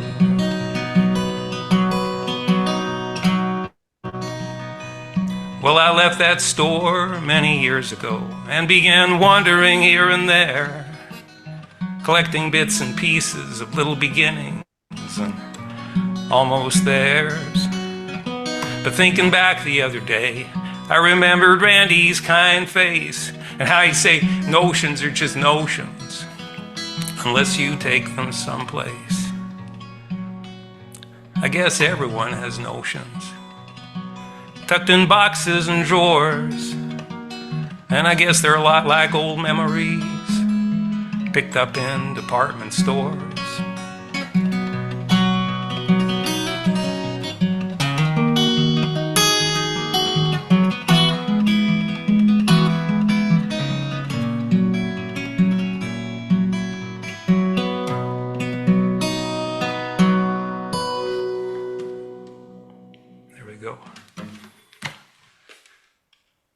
Kind of kind-hearted too, I guess. Yeah. That was awesome. And thunderous applause again here at Char's. Nice. That was, I officially dub you the John Prine of Vancouver Island, man. Okay. You do it so Wow. well. Your poetry and your lyrics is exquisite, and the music just makes it come alive. That was wonderful. Well, that's a big compliment. Thank you very much. Yeah, it's a pleasure. All right. Thank you. Your partner in crime there, Peter's not with us tonight. I guess he had something else he had to go to, so we'll catch him next time. Yeah, for sure. All right. Take care, Mark. Thanks. Okay, we're going to come back live in Chars now, and Robie Van, the ever delightful, entertaining Robie Van, is going to come up here and share some poetry and song, no doubt, and tell us about your next evening here at Chars.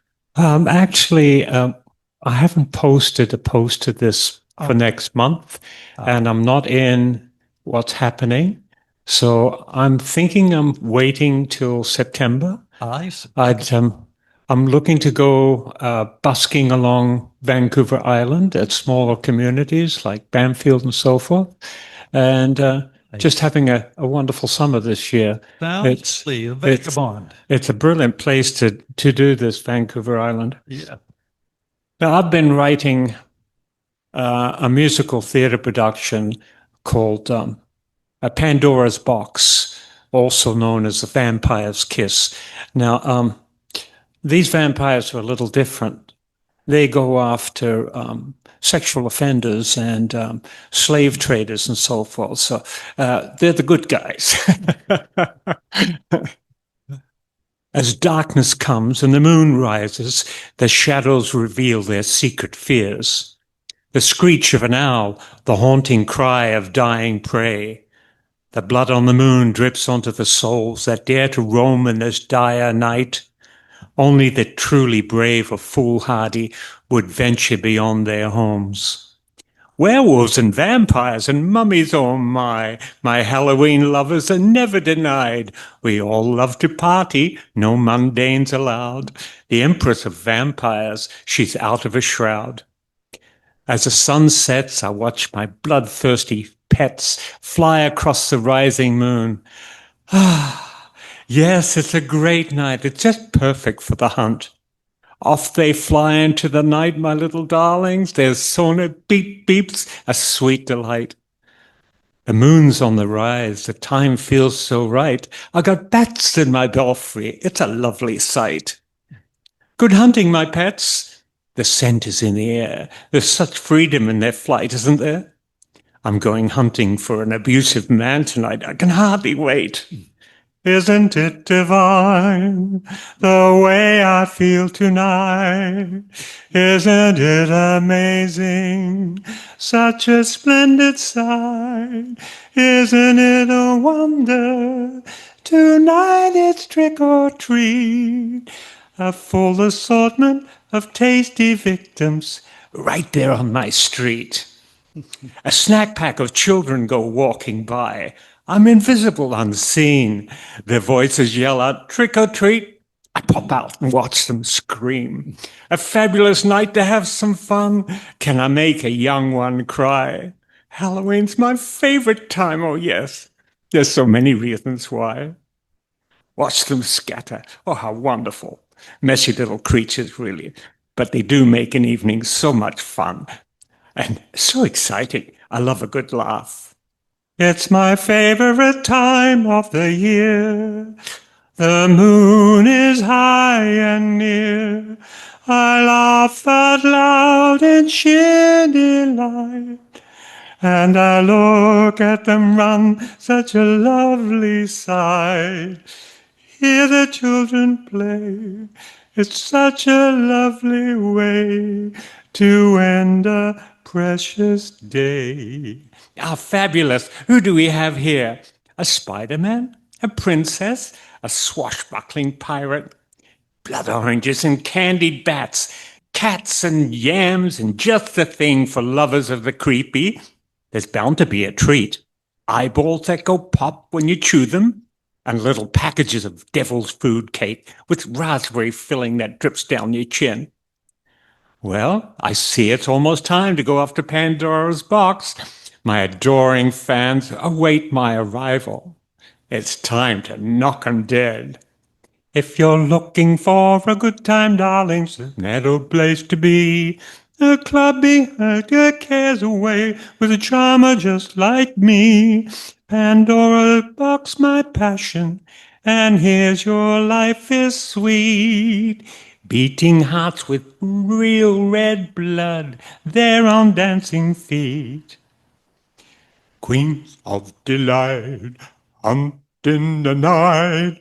We love to play while the wine is right and tease them at first. But man, you are dead. Suck him real hard until his last breath. Vampira's going to be so proud. We're doing a public service. We got into the hold of a human slave trader's ship and just got back. We finished off the big boss and two of his henchmen the first night. Oh, what great fun going after the bad guys. One by one. Oh, I'm so full right now, couldn't drink another sip. And it's a trip off to America, and it's high time we had a bit of a vacation at Pandora's. And that will be it for this week. Thank you, Robbie. Always delightful. Love the singing as well. It adds so much. Okay, I can't wait to see that produced. It's yeah. Huh?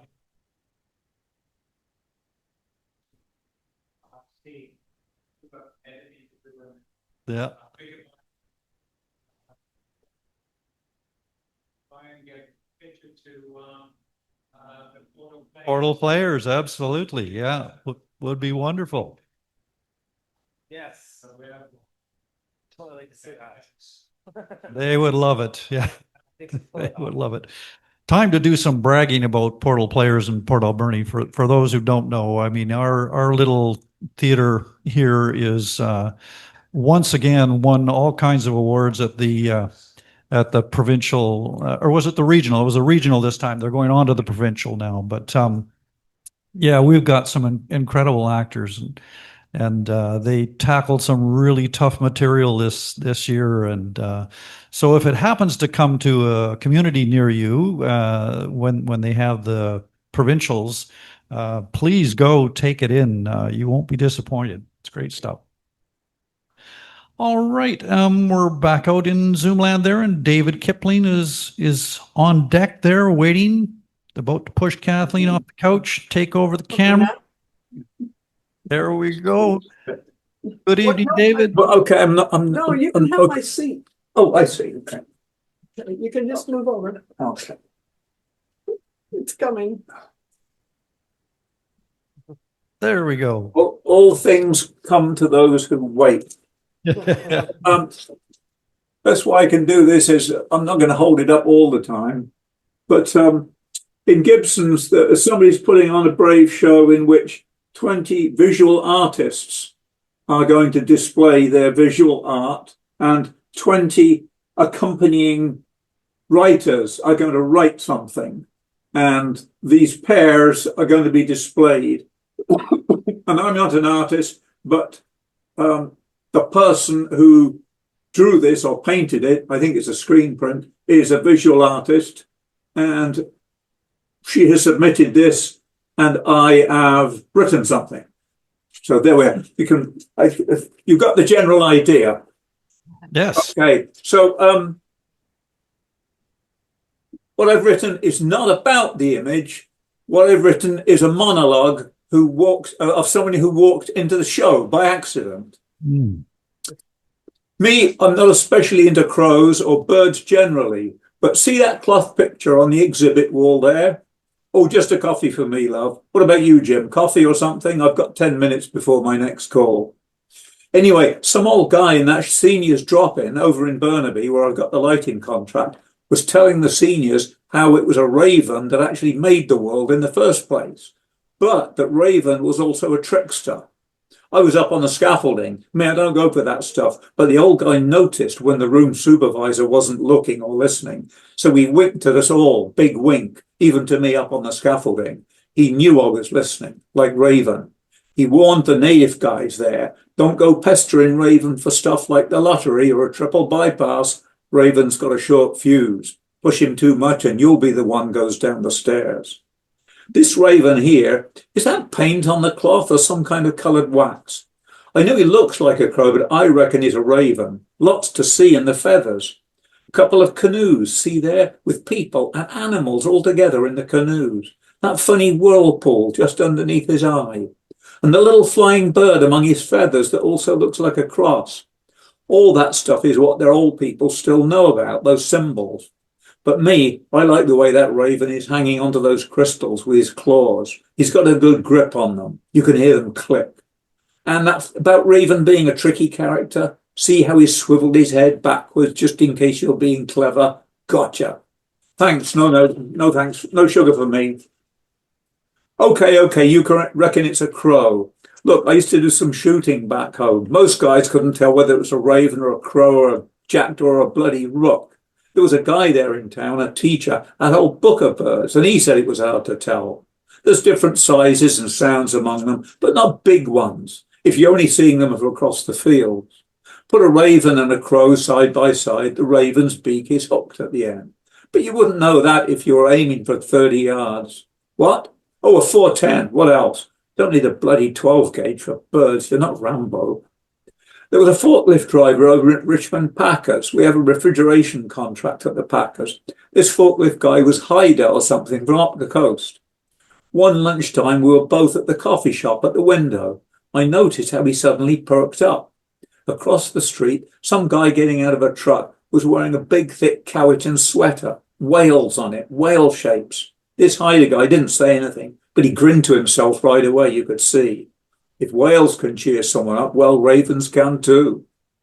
Don't know if I ever told you, but my folks were big into religion and the Bible and everything. Not for me. That's why I left home and the Kootenays, to be honest.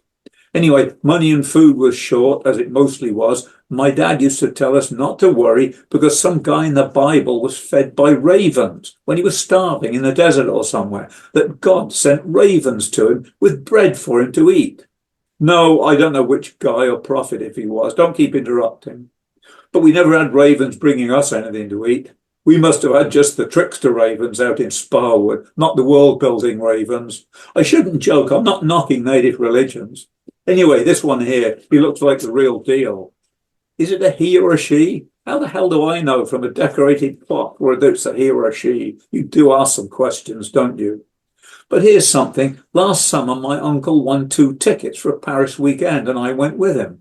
Crowds, people from everywhere. And on one of those underground trains, their metro, we saw this couple. They each had a little Canadian flag sewn onto their backpacks, the maple leaf.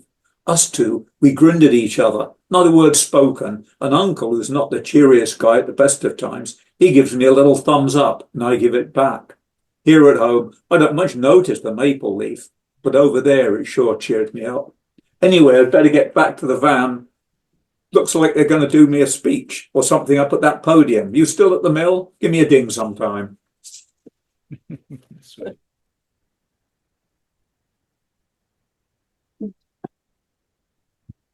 Thank you, David. Great voice in there and great character. And I love the way you interject as though he's responding to people, and it still flows so naturally.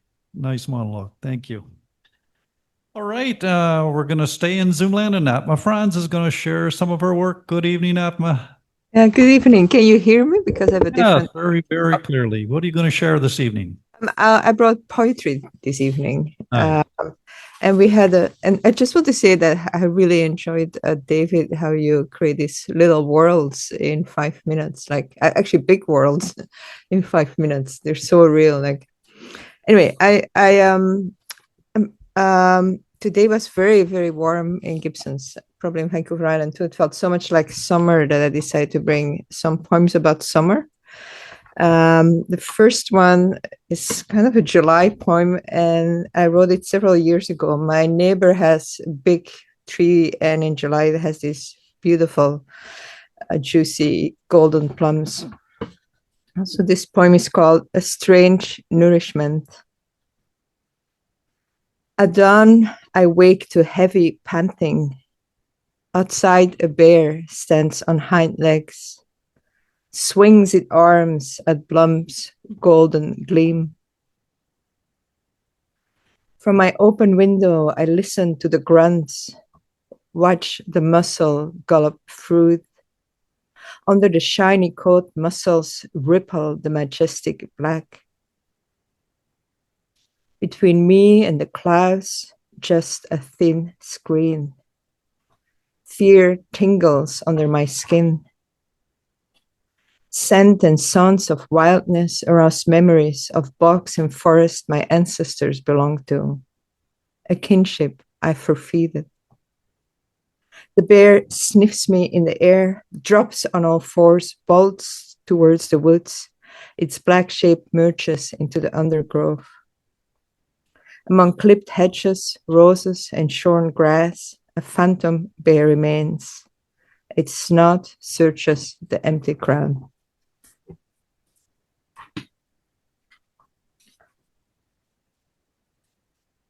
And the next poem is called Yielding to August, and it was inspired by, I keep my garden very wild with buttercups and dandelions and all kinds of weeds that support biodiversity. So yielding to August. In my garden, tall grasses swing along blackberry blues, and clover plays counterpoint to the neighbors' clean-shaven lawns. This morning, 2 young bucks visited, antlers still hardening on their velvet fuzz. their mouths closed on the small, firm fruit of my apple tree. Around them, the grass flattened, not so much trampled as yielding to the breathing bodies, the bare touch of hooves. And then I realized I hadn't realized when I collected the poems that I have a bit of a food theme going through them. The next poem is called Gluten Allergy. And about 10 years ago, I developed an extreme gluten allergy. And I actually am very fond of bread and baguette and any baked goods. So this is what gave rise to this poem, Gluten Allergy. A woman stands transfixed in front of a rack of warm, white bread, longs to pick one up, tear of that tip, shower golden flakes all over the supermarket floor. People pass her with rattling carts, full of croissants, bagels, baguettes, buns, and like an alcoholic who has wandered into a liquor store, she stuffs her hands deep into her pockets. They're small animals wriggling to get out. Just let us touch the crust, they say. Feel it crackle.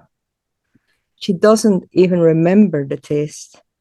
And yet, the homey smell assaults her brain, the reptile part of it that reads the world in scent. She's embarrassed by its grip and surprised, like the king in Caporushes, who only learned the weight of plain white salt or love by losing it. Thank you. Beautiful. I love the hands in the pockets like small wild animals. I always enjoy your poetry, Atma. Thank you so much for sharing. Thank you so much for your encouragement always. All right, we're going to Joe Lunch Bucket now. I'm hoping he's online here somewhere. I don't see him on my, but I'm not looking at everybody, so I'm going to just go along. No, oh, there he is. Joe, if you're there, please unmute and start your video. The whole world is here waiting to hear your work, man. There we go. Come along. Awesome. There's Joyce. Hello. Okay. Okay, now we just can't see, we can't see Bob yet. Just bring it down a little bit there. Can you see it now? No, we're just getting the top of his head. Okay. You have to sit up in the chair over here, Bob. Okay. Here, we'll get him.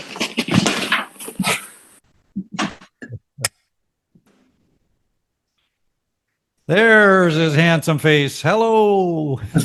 Good evening. How are you, Bob? I'm disabled and caned. You got a poem you're going to share with us this evening?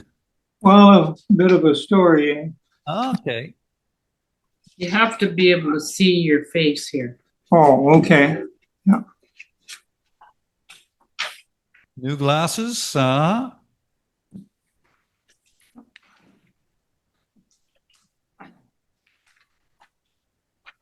employers surround themselves with yes men. Do we adopt pets for the same reason? They're loyal, never argue, and always give us undivided attention. Is this our criteria for a mate? On our next farm, a little piglet adopted us and was a temporary pet. Pigs may be the smartest animal on the farm. And do we eat them because they have no fur and are so tasty that we can't resist them? We immigrated to Canada and were given a kitten that was a playmate for my brother who just learned to walk. They bonded like siblings and chased each other all over the house. The kitten had his own food dish, but would jump up to sample my brother's plate to see if his food was better. It wasn't. There was no favoritism. Mother treated us all equally. canned or dried dog food was not around until a few years after WW2. A mouse was caught in a trap in the basement that I brought for the cat. And of course, my baby brother thought he should have a share of it too. The kitten's instinct kicked in. She wasn't sharing with anybody and took off with a mouse prize. This kitten was passed on to a friend that needed a good mouser, and a neighbor alley cat adopted us. Mother inherited a little dog from a friend that passed away and befriended an alley cat that was much bigger than the dog, protected her and kept other dogs out of the yard. The dog noticed mother pulling dandelions out of the lawn and tried to help out by biting off the heads of the dandelions. Oh, thank you. And if you can tip the camera down just a little more, we're just missing your chin. Thank you. Perfect. There we go. I moved to BC and we were given a little chihuahua that adopted a neighbor's old big black lab. They became an inseparable Mutt and Jeff team. Chico with his dog Chewy reminded people of Groucho Marx with a cigar in his mouth. When Chico wanted to rid himself of his flea collar, the lab would bite it off for him. Chico passed, and my friend brought us Woofy, a golden lab that loved water so much that he would break the ice in streams just to get into the water. His webbed feet gave him the confidence to climb the ladder when I was picking apples. He loved my Honda 90 and would stand on the running board with his back feet and front feet on the handlebar. The neighborhood dogs just stared and probably wondered if he was really a dog. Woofy would track my son down and would show up at my son's school, and the teacher would invite him into the class. Woofy proved too hard to suppress in town, and we gave him to a farmer with sheep. During a forestry cutback, we got Tiny when her master lost his job. When she had pups and someone visited, the mother proudly showed them off. Dogs proudly fetched the newspaper off the front steps. They're not just pets, they acknowledge us as lead dogs. We see our animals as our helpmates and friends with different personalities of their own.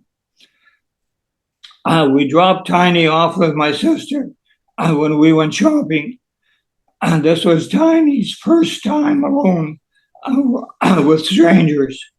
And she may have felt abandoned because she sat at the door waiting our return. Do dogs and people get depressed? Is parting traumatic for both? And do animals understand our language? Or is it mental telepathy? Okay, that's all I can cough up.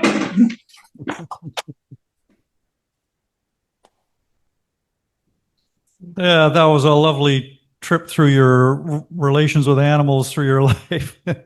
Yeah, our little dog just goes into grief when my wife leaves. I'll tell you, it sits by the door and just howls for her and is inconsolable, you know. I can calm him down. He's okay for 5 or 10 minutes, but he's back at the door looking for her. Yeah, they get so connected and so bonded with us. And as we do with them, as your writing showed, that was beautiful. Thank you so much, Bob. And thanks to Joyce for helping you out there on the, and with the technical part there, as always. Okay. Char wants to know where the name Joe Lunchbucket came from.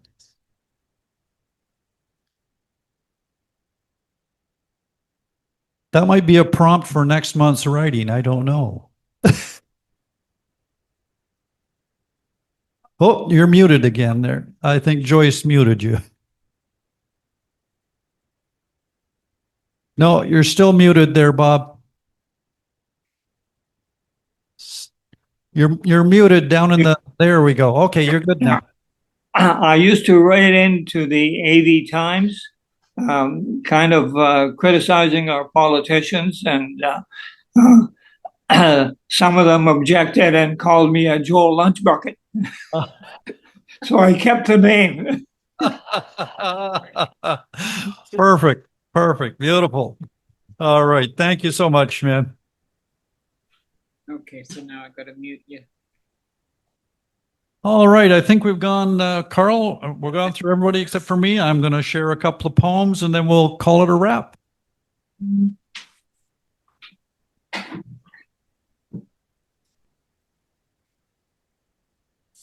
That moment when you stand up and you realize one leg is dead. It's like, oh, okay. So yeah, what an evening of eclectic sharing we've had. It's been wonderful. I'm just going to do a couple of poems. This first one came about. A friend of mine's wife passed away after having cancer for a long time, and he came over the next day, and I'm trying to capture that space you go into when something that monumental happens, where the world becomes surreal, and anyway, hopefully I get it. It's called The Day After. You stop by to tell me she's gone, and we tiptoe across the dark trestle, the creosote raw in our throats, the spring creek below hurrying to the estuary. The world feels different on the other side. A first trillium pokes white out of the muddy duff, and you note the irony of her diagnosis on Thanksgiving Day, her death on Easter Sunday with 13 years in between. You thought that was enough time to prepare for this. Day after, when the world looks new and tired all at once, you tell me you slept on the couch next to her last night, gripped her rigid hand as if you could hold her here for just a little longer. We keep snagging our feet on roots or muddy bumps in the trail, as if we were drunks wending our tipsy way home after an all-nighter. Then we reach the beginning of the fairy tale trail, the one the locals decorated with figurines, a bride and groom, a mother duck with ducklings, a giant spider in a macrame web. We weave our way through sunlight and shade to find the shore of Catsuxas Creek, listen to the suck and bubble of the water, struggle to hear the silence in between, try to meet the moment head on, but it keeps ducking away.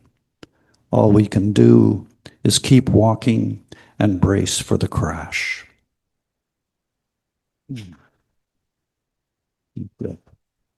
Thank you.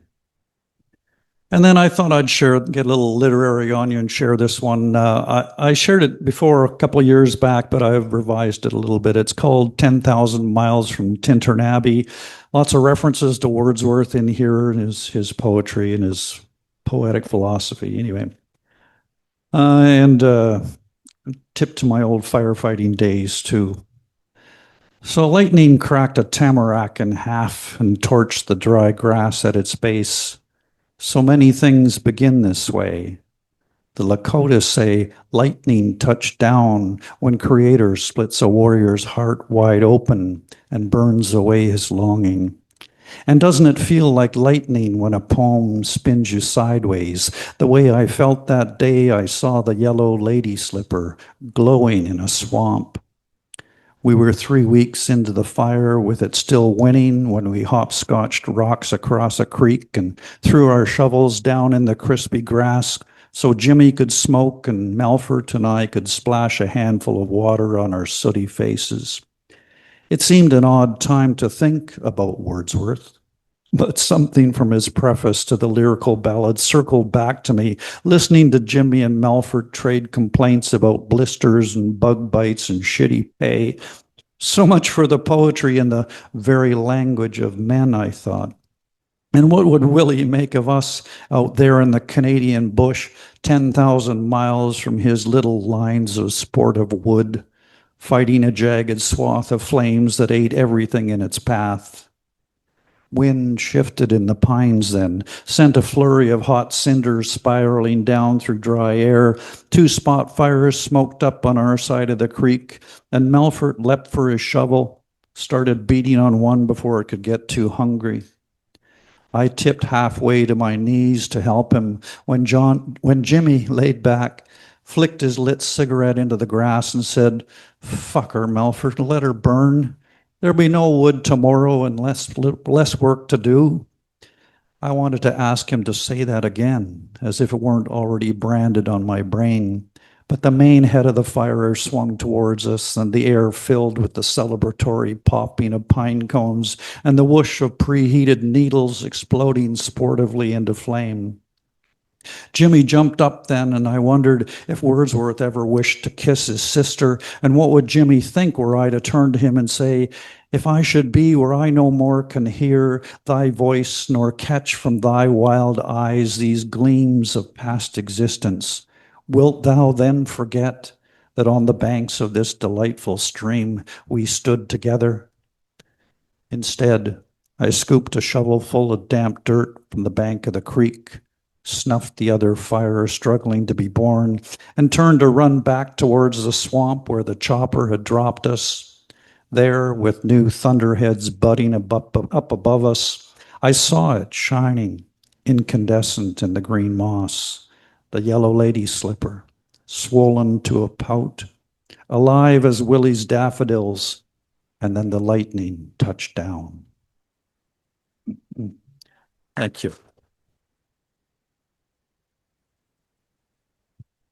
Thank you very much, and big thank you to Char for hosting us this evening, running all that tech as always, persisting through any glitches as always. Yes. Not yet. When the time is right, I will. Yeah. Oh, the time. Whether I had, yeah, she was asking whether I'd shared that first poem with my friend yet, and no. Yeah. Yeah, but there will be a time for sure. Yeah. Yeah, thank you. Thank you. Yeah, where was I? Anyway, okay. Thank you to Karl for moderator. Yeah, thank you for keeping us going, and thanks to Sheila, of course, for looking after us here in house. Thank you, Sheila. Thank you to all our Zoomers out there, and the beautiful work you shared this evening. There was so much good material there. It was really spellbinding. So keep on writing out there, and keep on writing for those folks here or those who are listening. Please come back, listen again. And again, a huge thank you to Bradley, our feature reader. And hopefully you got to sell a few copies of your books, and maybe a few more will go online there. So it's all good. And hopefully you'll come back and join us again and share some more work in the future. Thank you, Derek. Oh, you're most welcome, Karl. My pleasure. Thank you. And remind me, Karl, about who our feature.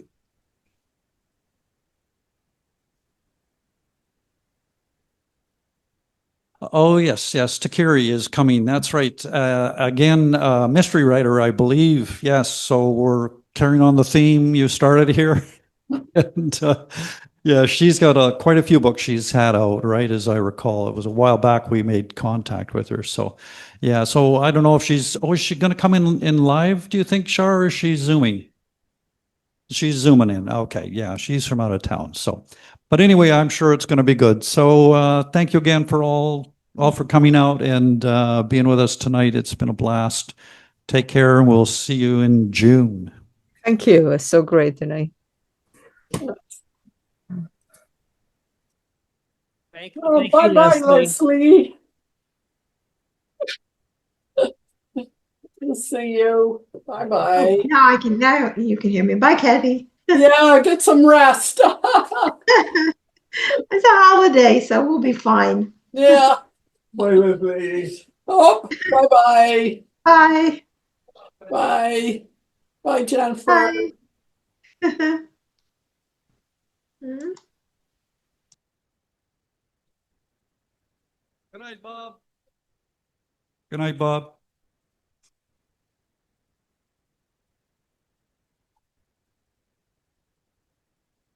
Yeah, I got a.